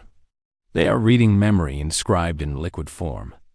Tiny particles carried within tell of past climates, of storms that fell as snow long before the pyramids were built, long before the first cities rose along the Tigris or the Nile. Isotopes locked in those waters whisper of ages when Antarctica was not cloaked in white, but green. A land of forests, rivers, and life unfathomably different from the silence of today. Each drop is an archive. Each molecule is a record of breath, inhaled and exhaled by the planet itself. When the rivers rise and fall, when lakes drain and refill, they do not merely shift ice above. They replay an ancient rhythm, one that predates humanity's presence, yet one that humanity now depends upon. The paradox is striking. The same waters that sustain microbial life beneath the ice, that nurture ecosystems in complete darkness, also carry the seeds of destruction for our modern world. They tell us how the ice sheet has collapsed before, in epochs long past, and they warn us that it can collapse again. The memory they bear is not a gentle reminder. It is a caution, etched in flows and frozen layers. And yet, there is beauty in this revelation. Imagine standing on the surface of Antarctica, the wind biting, the horizon endless, knowing that beneath your feet flows a river that remembers a world you will never see. It is humbling, almost spiritual, the recognition that Earth itself is alive with memory, that the water beneath the ice is not merely liquid, but story. Scientists who study these rivers often speak of awe alongside fear. Awe at discovering life thriving where it should not. Awe at the elegance of hydrological systems hidden for millennia. And fear that the release of these waters, the collapse of the ice they support, will rewrite the map of the world as we know it. But water has always been both creator and destroyer. It shapes coastlines, nourishes civilizations, erodes mountains, and swallows cities. In Antarctica, its dual role is amplified, magnified by the immensity of ice it supports. These rivers carry memory, but they also carry destiny. They are not passive witnesses. They are active participants in the unfolding drama of climate and change. To listen to the memory of these waters is to confront our place in time. Humanity has existed for only a blink compared to the cycles of ice and melt written here. Yet in that blink, we have become the architects of acceleration, the catalysts pushing rivers into faster flow, glaciers into retreat. The memory of water tells us what has happened before. The urgency of today asks whether we are prepared to face it again. The rivers whisper through darkness, but their story reaches far beyond. It touches the coastlines where children play, the farmlands where food is grown, the cities where billions live. The memory they carry is not locked away. It is rising, drop by drop, tide by tide, into the lives of us all. The rivers beneath Antarctica are not only archives of Earth's past. They are windows into something larger, the possibility of life in places where sunlight has never touched. For in the darkness beneath the ice, where water flows unseen, scientists have uncovered life clinging to existence in ways once thought impossible. Microbes feeding not on warmth or light, but on minerals, on chemical reactions between rock and water, surviving in silence for millennia. To discover this beneath Antarctica is to realize that Earth is not alone in its ability to cradle life in extreme places. When scientists peer outward, toward the icy moons of our solar system, Europa, Ganymede, and Enceladus, they see reflections of Antarctica. Worlds sealed beneath ice, hiding oceans vast and dark, warmed only by the faint heat of their interiors. If life can endure in a subglacial lake on Earth, could it not also endure in the alien seas beneath Europa's crust? Could rivers of memory flow on worlds far from the sun, whispering stories we have yet to hear? In this way, Antarctica becomes not only a place of urgency, but of wonder. Its rivers are laboratories for questions that stretch beyond Earth. By drilling into its frozen shield, by listening to its hidden breath, scientists are rehearsing for journeys yet to come. Journeys to icy moons, to alien oceans, to the search for life beyond our fragile world. The memory of water here may guide us to the discovery of water elsewhere. But the connection is deeper still. For just as Antarctica's hidden rivers carry memory, so too might the oceans of other worlds. They may hold the record of climates alien to us, of history shaped not by sunlight but by tidal forces, by volcanic heat, by conditions we can scarcely imagine.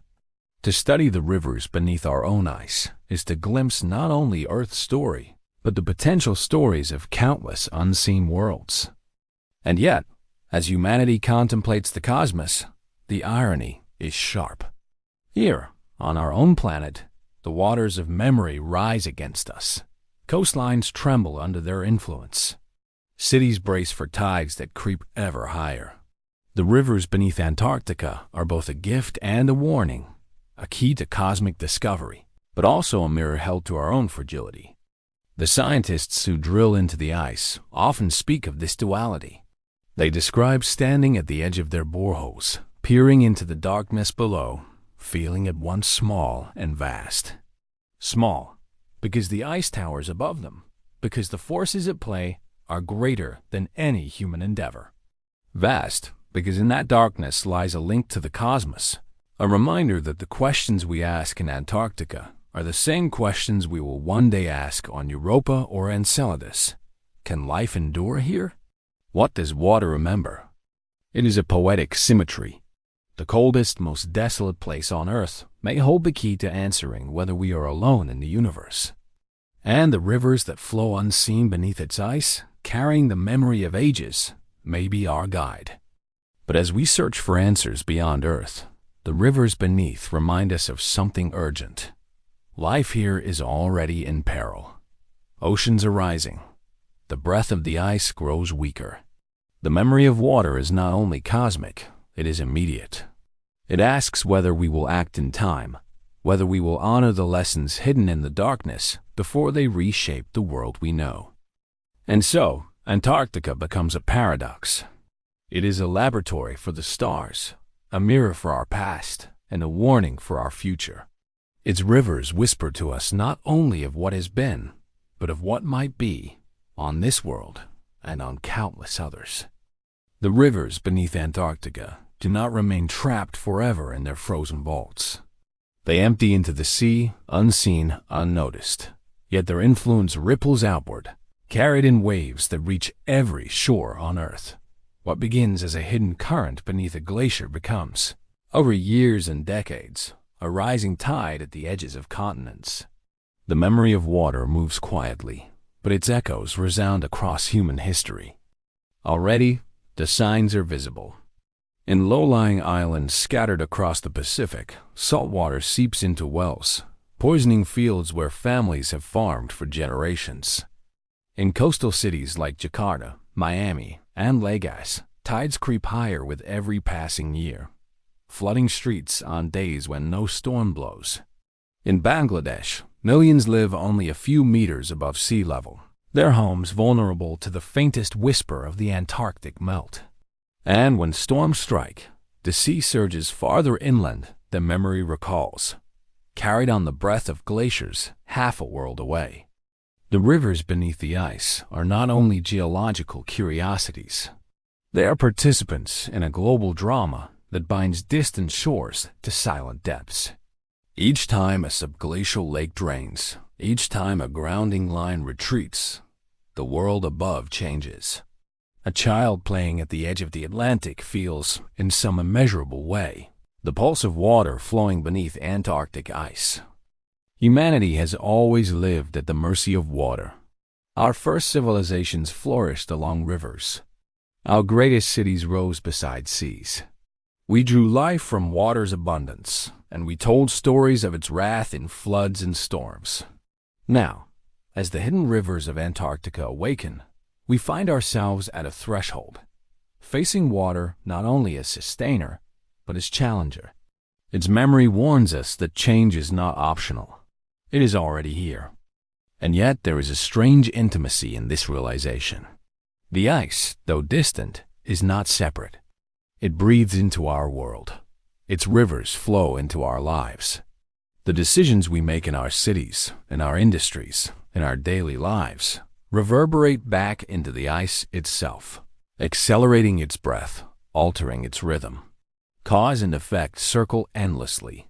Our actions warm the atmosphere, the ice responds, the rivers quicken, and the seas return to us with the weight of our choices.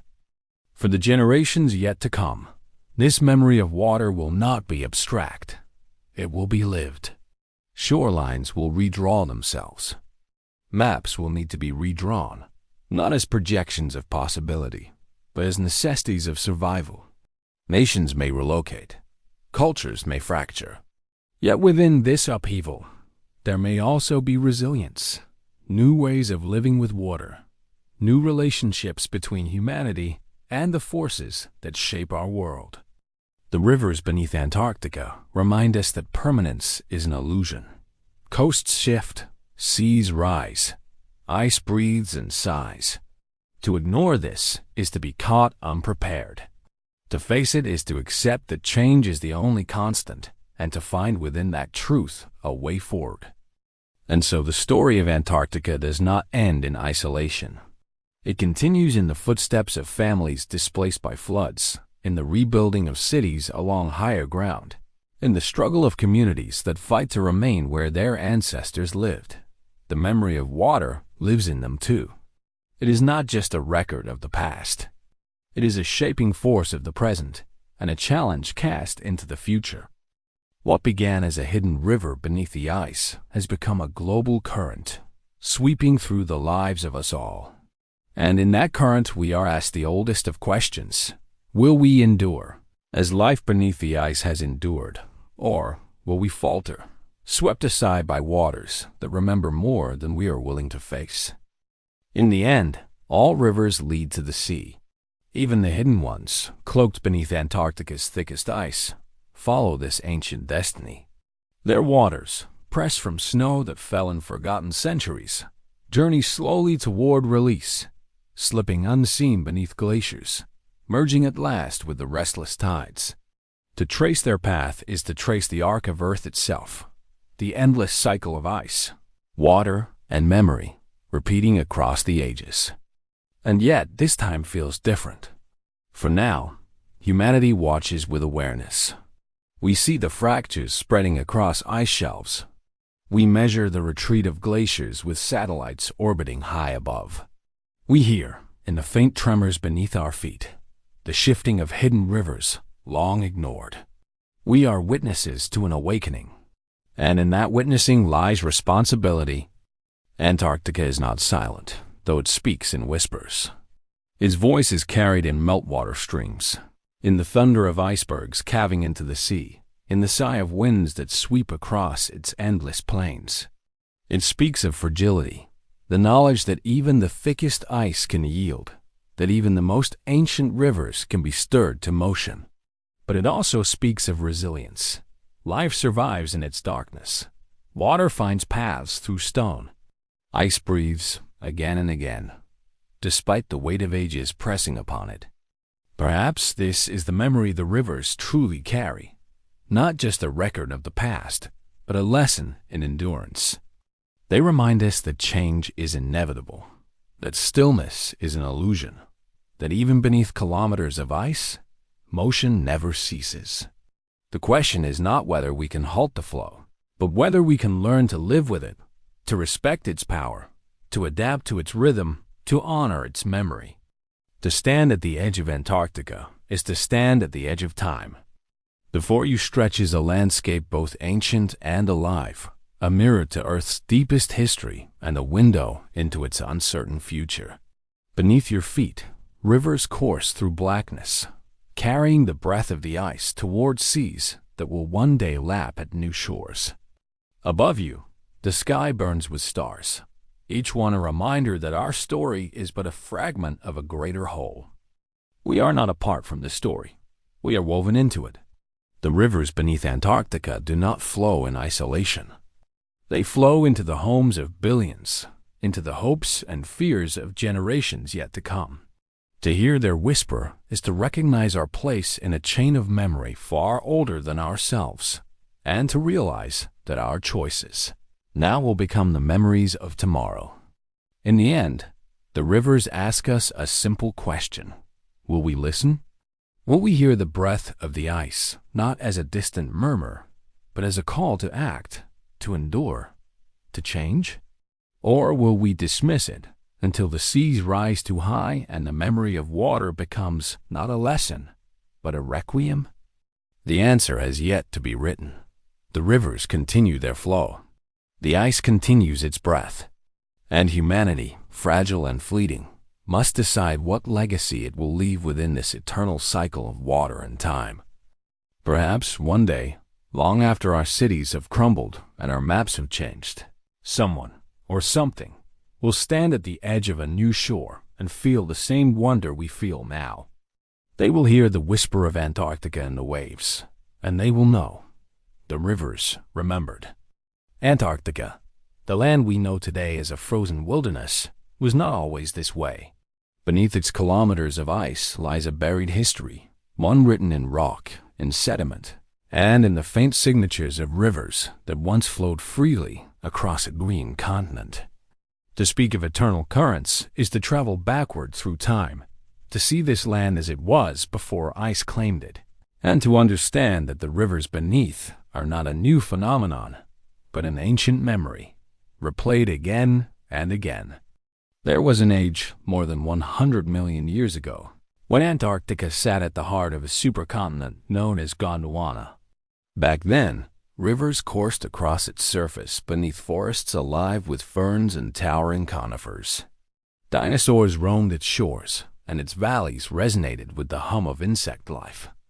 Even in the polar night, warmth persisted, carried on ocean currents that flowed differently than today.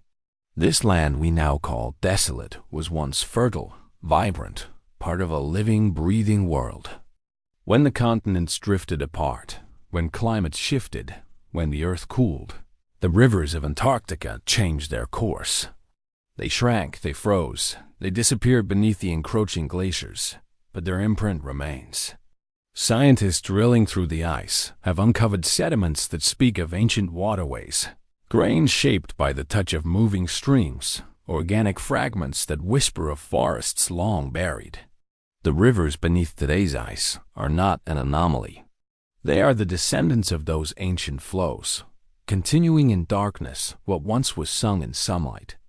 It is humbling to think of time this way, to imagine the same land bearing forests, then ice, then perhaps forests again, and cycles stretching far beyond human comprehension. The rivers beneath the glaciers are not simply agents of collapse. They are storytellers of transformation. They remind us that permanence is a trick of perspective. To us, Antarctica has always been white, silent, impenetrable. To Earth, it has been many things: green, alive, shifting, endlessly remade. As we peer deeper into this buried history, we find traces of even older currents. Geologists speak of river valleys carved more than 34 million years ago, when ice first began to cloak the continent. They tell of a moment when fresh water carved its way to the sea, only to be overtaken by glacial advance. These valleys remain hidden, preserved beneath the ice, ghostly channels that no living eye has seen.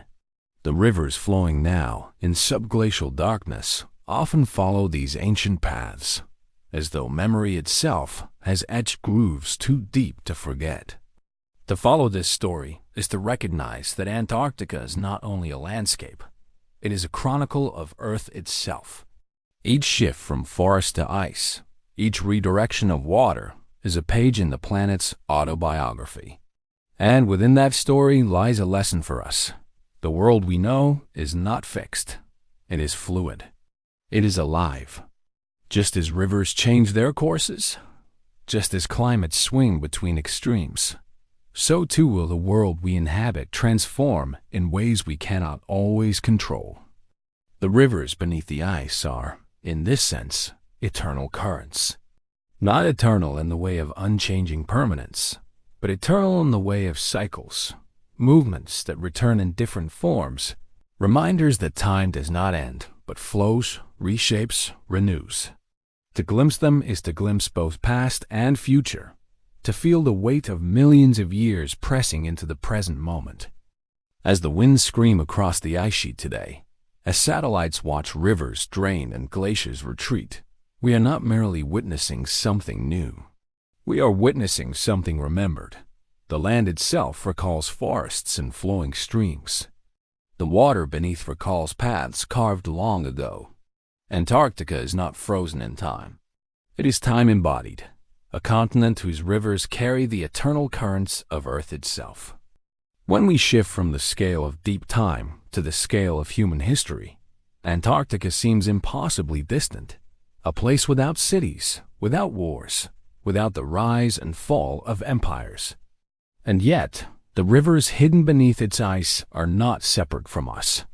They flow toward our coasts, they whisper into our tides, they shape the very borders of the world we inhabit.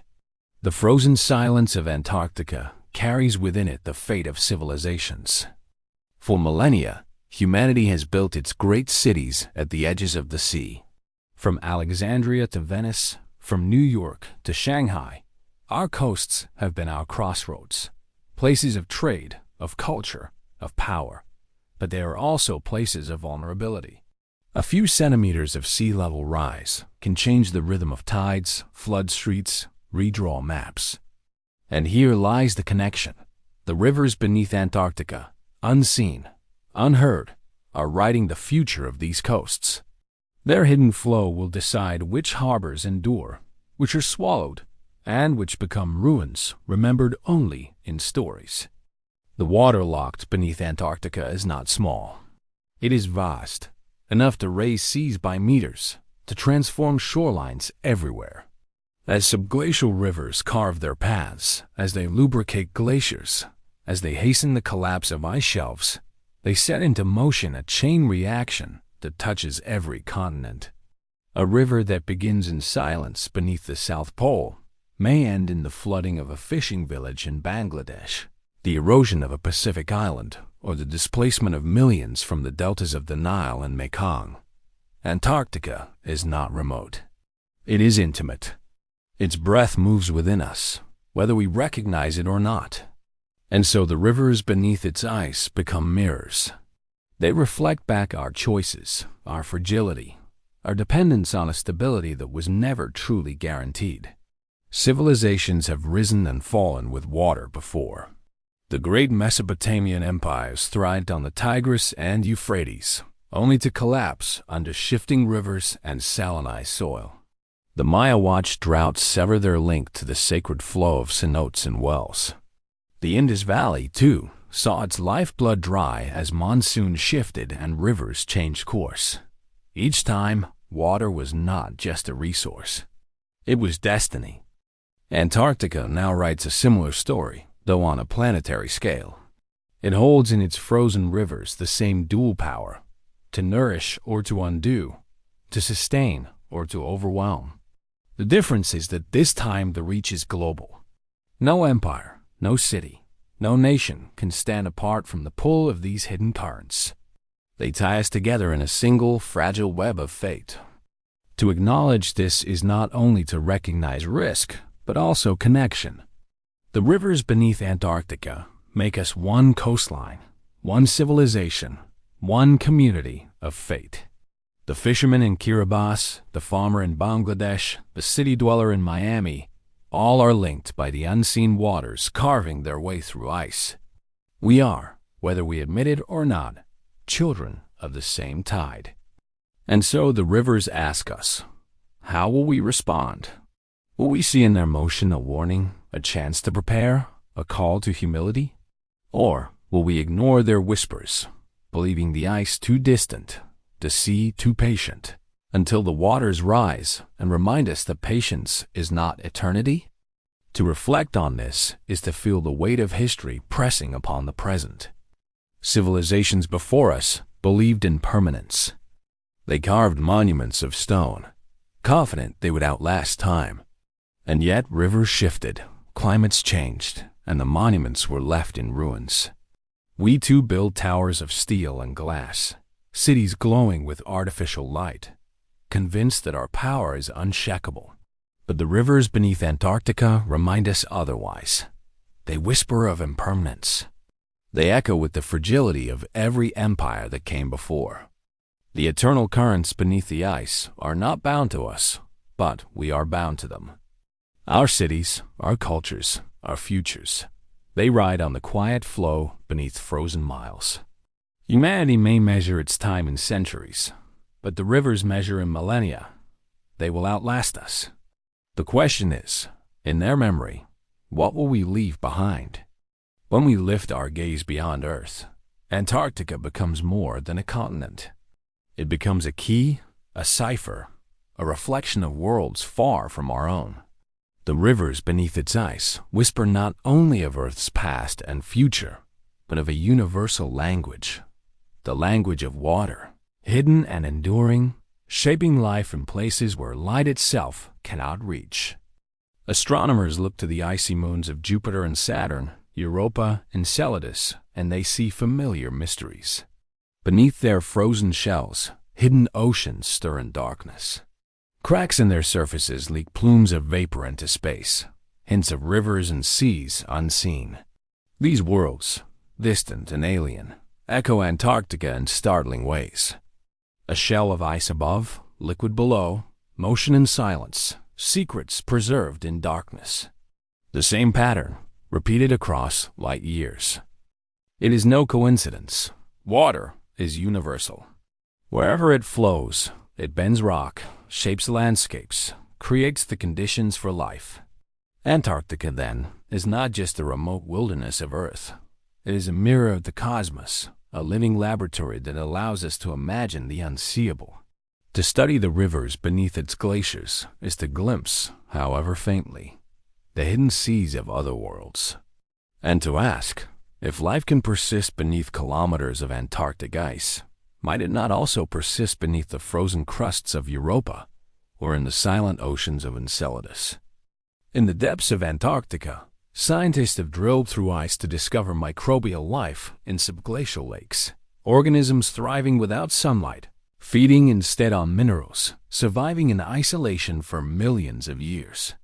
Life, stubborn and tenacious, refusing to surrender to darkness. If such life endures here, in conditions so extreme, then why not elsewhere? Why not in the oceans beneath Europa's ice, where rivers of brine may carry nutrients from seafloors warmed by tidal heat? Why not on Enceladus, where geysers fling the breath of hidden oceans into the void of space? Suddenly, Antarctica is no longer an isolated realm, but part of a continuum. Its rivers join a cosmic chorus of hidden waters, places where life may lurk, unseen, waiting to be discovered. The eternal currents beneath its ice are not singular. They are part of a pattern written into the fabric of the universe itself. Wherever water hides, it remembers. Wherever it flows, it whispers possibility. And so Antarctica becomes not only a mirror of Earth's history, but a map of futures beyond Earth. To walk its ice is to stand on an analog of Europa, to listen to the silence of Enceladus, to imagine the rivers beneath worlds that orbit alien stars. It is to realize that the story of Antarctica is not bound to this planet alone, but is part of a grander story of water across the cosmos. This perspective is both humbling and profound. We, fragile beings clinging to a thin atmosphere, find ourselves connected by water not only to one another, but to worlds beyond sight.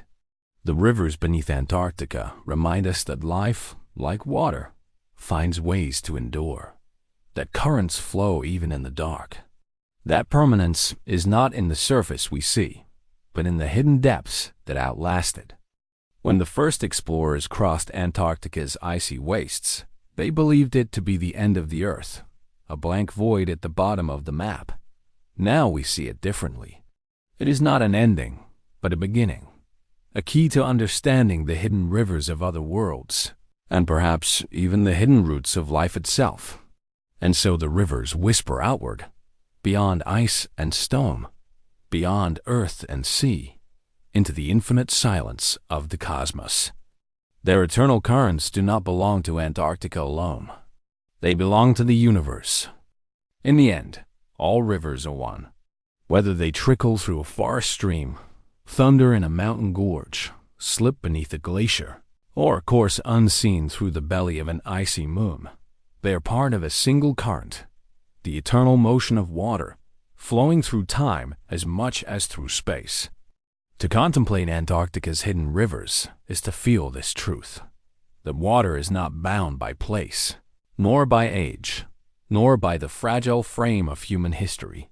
It is a force of memory. It carries the imprint of beginnings and the promise of continuance. Beneath Antarctica, these rivers still move. Silent, patient, unstoppable. They follow paths carved millions of years ago, some leading to seas that cradle our cities, others lost in labyrinths beneath unbroken ice. To us, their flow feels secret, almost mythic. But to Earth, it is ordinary. This is what water does. It moves, it remembers, it endures. And yet, to witness, it is to be changed. For we see in these rivers a reflection of ourselves, our own fleeting currents of time, our civilizations that rise and fall like tides, our hopes and fears that shift like waves in a storm. The rivers remind us that nothing stands still, that permanence is a dream, that life, like water, survives not through stillness, but through motion, through adaptation, through finding a way forward even in darkness. This is Antarctica's final gift, perspective. It shows us that we are part of a cycle far greater than ourselves. Our lives, our nations, our monuments, all are temporary banks along the river's course. They may crumble, but the current continues. The rivers beneath Antarctica do not know our names. They do not bend for our maps. They flow as they have always flowed, indifferent, eternal. And yet, somehow, we are written into their story. Our choices today will ripple outward, carried by their waters into the oceans, into the climate, into the very memory of the earth. Perhaps that is what eternity truly is. Not an endless stillness, but an endless continuation. Not something fixed, but something flowing, A river without end, carrying fragments of everything it has touched. Snowfall from forgotten centuries, dust from deserts far away, fragments of forests buried in ice, the breath of storms across distant seas, all gathered, all carried, all remembered. To stand at the edge of Antarctica and listen, truly listen, is to hear this eternal current. In the crack of shifting ice, in the sigh of katabatic winds, in the low groan of glaciers sliding toward the sea, you hear the river's voice. Not a beginning, not an ending, but a continuation. A reminder that long after we are gone, long after our cities are ruins and our names are forgotten, the water will still move. It will still whisper. It will still remember. And maybe, somewhere far in the future, someone else will stand upon these shores, or upon the icy crust of Europa, or beside the geysers of Enceladus, and they will feel what we feel now, awe.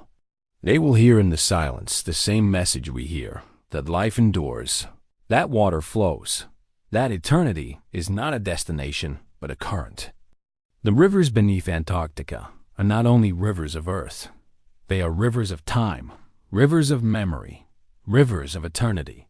They remind us that we are fragile, fleeting, but also part of something vast, unbroken, and enduring. And so, as the ice breathes and the waters flow, we are left with a final truth. The river never ends. It only continues, carrying with it the memory of all that was and all that will be. The rivers beneath Antarctica do not speak in words, yet they tell a story older than any language. Their voices are carried in silence, in the slow grinding of ice, in the hidden rush of water slipping through darkness.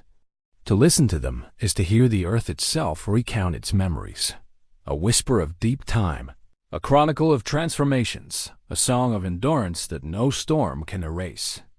Each drop of subglacial water holds the ghost of another age. Some were born as snow when forests still clung to Antarctica's valleys, when birds soared over green canopies where glaciers now rule. Others fell during the rise of humankind, drifting silently onto ice sheets while the first sparks of fire flickered in caves half a world away. Frozen, buried, pressed by centuries of snowfall, they were preserved until warmth or pressure set them free. Now they travel beneath the ice, carrying their long memory into the present. The rivers are archivists. They keep the history of the planet in liquid form, flowing libraries of past climates and vanished ecosystems. Scientists who sample their waters taste the chemistry of forgotten atmospheres, trace isotopes that reveal how winds once blew, how oceans once warmed, how life once adapted. Every stream beneath the glaciers is a sentence in a vast biography, written not in ink but in motion. But there is a deeper kind of story here, one that escapes even the instruments of science. The rivers remind us that Earth is alive, that its memory is not fixed in stone tablets or ancient ruins, but in the ceaseless shifting of elements, in water that refuses to stand still. Civilizations may crumble, languages may vanish, but the rivers continue their storytelling, flowing across epochs that dwarf the span of human time. To stand above them, unaware of their presence, is to feel only silence.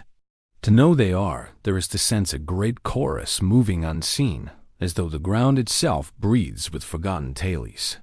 They speak of resilience, how forests yielded to glaciers, how glaciers yielded to seas, how seas may yield once again.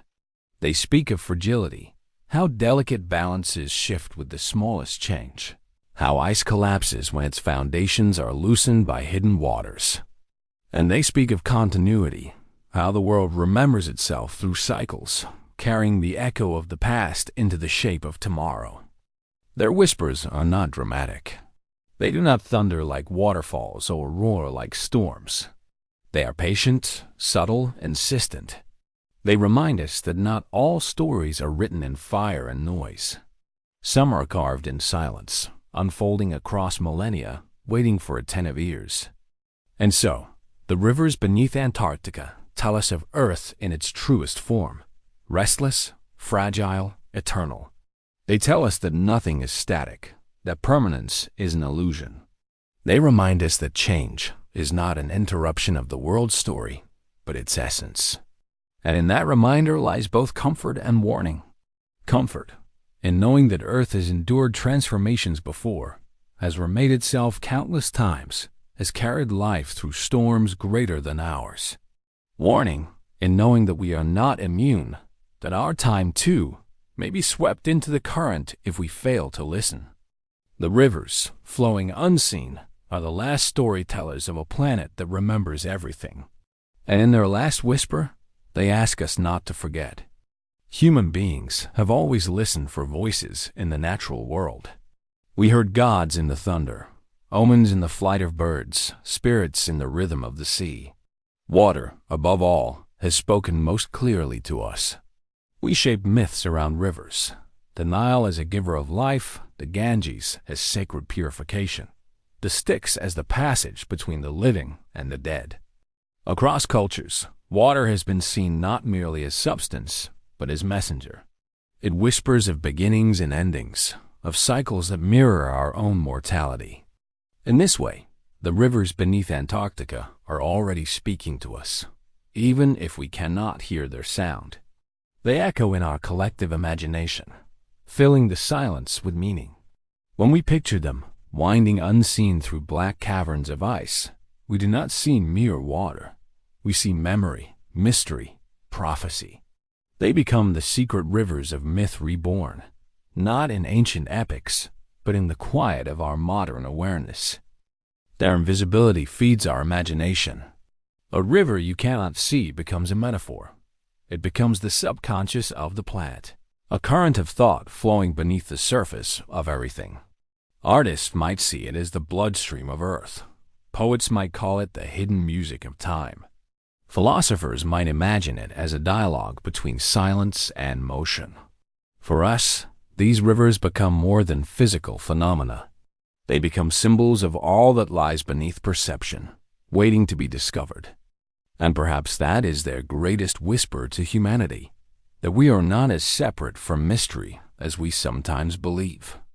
In an age of data and precision, when we measure stars and split atoms, there remains something unseen, flowing beneath our feet, defying our sense of mastery. The Antarctic rivers remind us of humility. They tell us that the world still holds secrets, that wonder is not extinct, that our hunger for knowledge is matched only by the vastness of what remains hidden. But their whispers carry another message, one not of wonder, but of responsibility. For the myths we once told of rivers were not only reverent, they were cautionary. To disrespect water was to invite destruction. To pollute the Nile was to starve Egypt. To ignore the floods of the Tigris was to doom Mesopotamia. Water was both gift and threat, sacred and merciless. The rivers beneath Antarctica carry the same duality. If we ignore their voice, they may rise against us, not in anger, but in inevitability. And so the whisper reaches us in two tones. One is awe, reminding us that beauty exists even in darkness, that rivers flow where no sunlight can reach, that the imagination of the world itself is deeper than ours. The other is warning, urging us to listen, to act, to remember that the currents beneath Antarctica do not flow in isolation. They connect us all, from the glaciers of the south to the deltas of the north, from frozen silence to bustling coastlines. When future generations create their myths, perhaps they will speak of these rivers. Perhaps they will tell stories of a time when humanity stood at the threshold, listening to a whisper beneath the ice, deciding whether to heed its call. Perhaps the rivers themselves will enter our folklore, not as ancient gods, but as voices of Earth, urging us toward humility, balance, survival. For in the end, every myth, every poem, every whisper of water is not just about the river itself. It is about us. The Antarctic rivers, unseen and eternal, are mirrors of the human soul. They flow through our imagination as surely as they flow beneath the ice. And in their last whisper, they ask, will we listen? There is a kind of silence that is not emptiness, but fullness. Antarctica holds that silence. It is not the quiet of absence, but the quiet of presence too vast to comprehend. The sound of time stretched across millions of years. The breath of the planet condensed into stillness.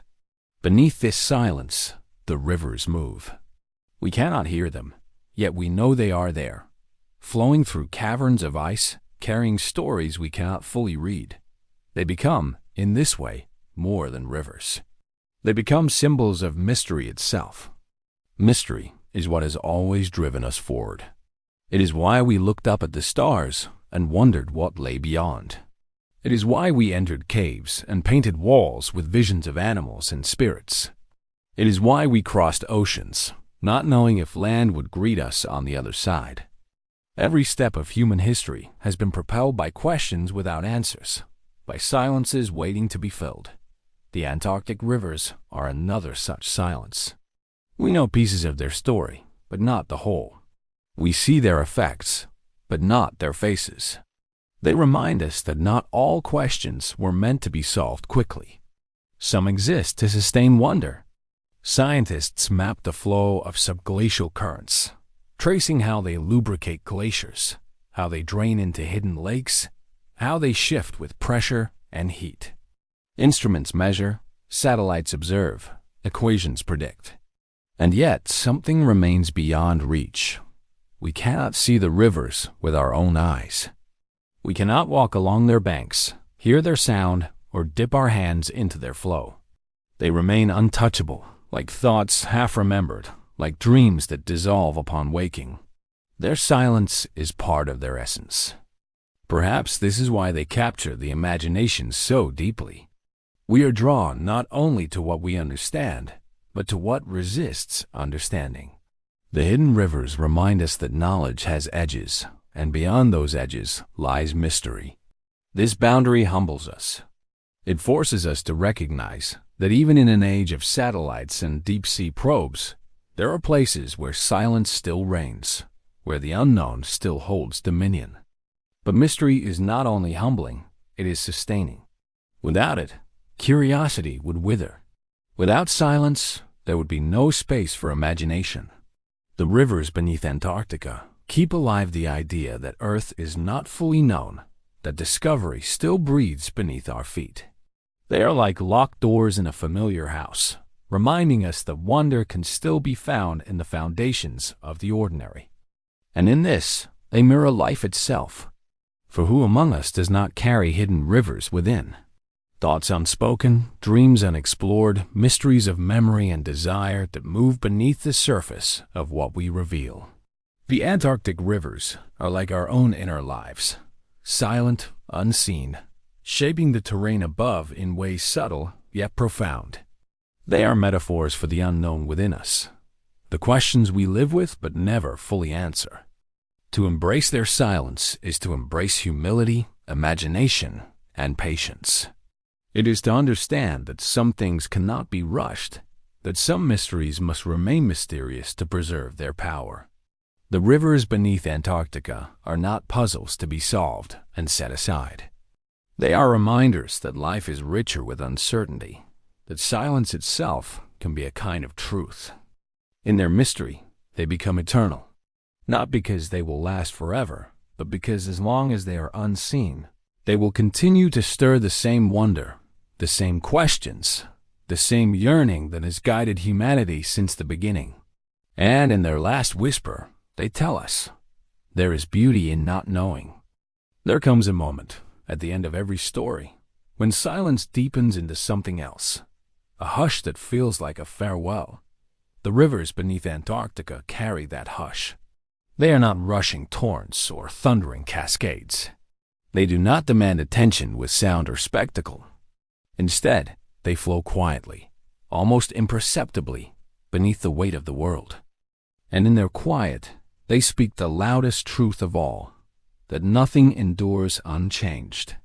Imagine standing at the edge of that frozen continent, where wind lashes the skin and the horizon feels infinite. Beneath your feet, unseen rivers move in darkness, sculpting paths no human has ever walked. They carry meltwater, minerals, fragments of ancient air. They carry the breath of glaciers, the memory of snow that fell before cities, before nations, before history. And though we cannot see them, they move with a certainty that humbles the briefness of our own existence. Their final whisper is not a threat, nor is it a promise. It is a reminder that fragility and eternity are bound together, that even ice, which seems eternal, can melt, and even water, which seems fragile, can carve stone. Life itself is caught in this paradox. We are fragile beings, yet capable of eternal echoes through memory, through story, through care. The rivers beneath Antarctica embody this paradox perfectly. Silent yet powerful, unseen yet world-shaping, fragile yet enduring. If we listen closely, the whisper turns personal. It tells us that we, too, are rivers. We flow through time, shaping landscapes we will never see completed. Our actions, like hidden currents, carve into the future. What we leave behind will move long after we are gone. The Antarctic rivers remind us that invisibility does not mean insignificance. The unseen can be the most powerful of all, and so, that farewell is both intimate and vast. It speaks to the planet, but it also speaks to us individually, to the choices we make, the lives we touch, the legacies we leave. Will we allow our current to nourish, or will it erode? Will we leave balance or imbalance? Will our rivers whisper of care or of neglect? These questions linger like echoes, refusing to dissolve. Above the ice, storms will rage and skies will shift. The aurora will continue to burn green and violet across the dark. Snow will fall, covering traces of everything human. But beneath, the rivers will keep moving, as they always have, as they always will, until their flow becomes part of something greater, part of seas that rise and coasts that change, part of a future shaped by choices made in silence. And when the last human stands upon Antarctica's shore, or perhaps when no human stands there at all, the rivers will still flow. They will outlast our stories, our monuments, our names. Yet in another way, they will carry us with them. For in listening to their whisper, we have woven them into our own imagination. An imagination is a kind of eternity. The rivers beneath Antarctica do not roar, do not crash, do not sing. They whisper. And in that whisper is everything. Mystery, warning, beauty, truth. The last whisper is not theirs alone. It is ours as well, if we choose to hear it. And so the story ends not with a conclusion, but with a question. A question that lingers like the slow drip of meltwater, like the endless pull of tide. Will we listen?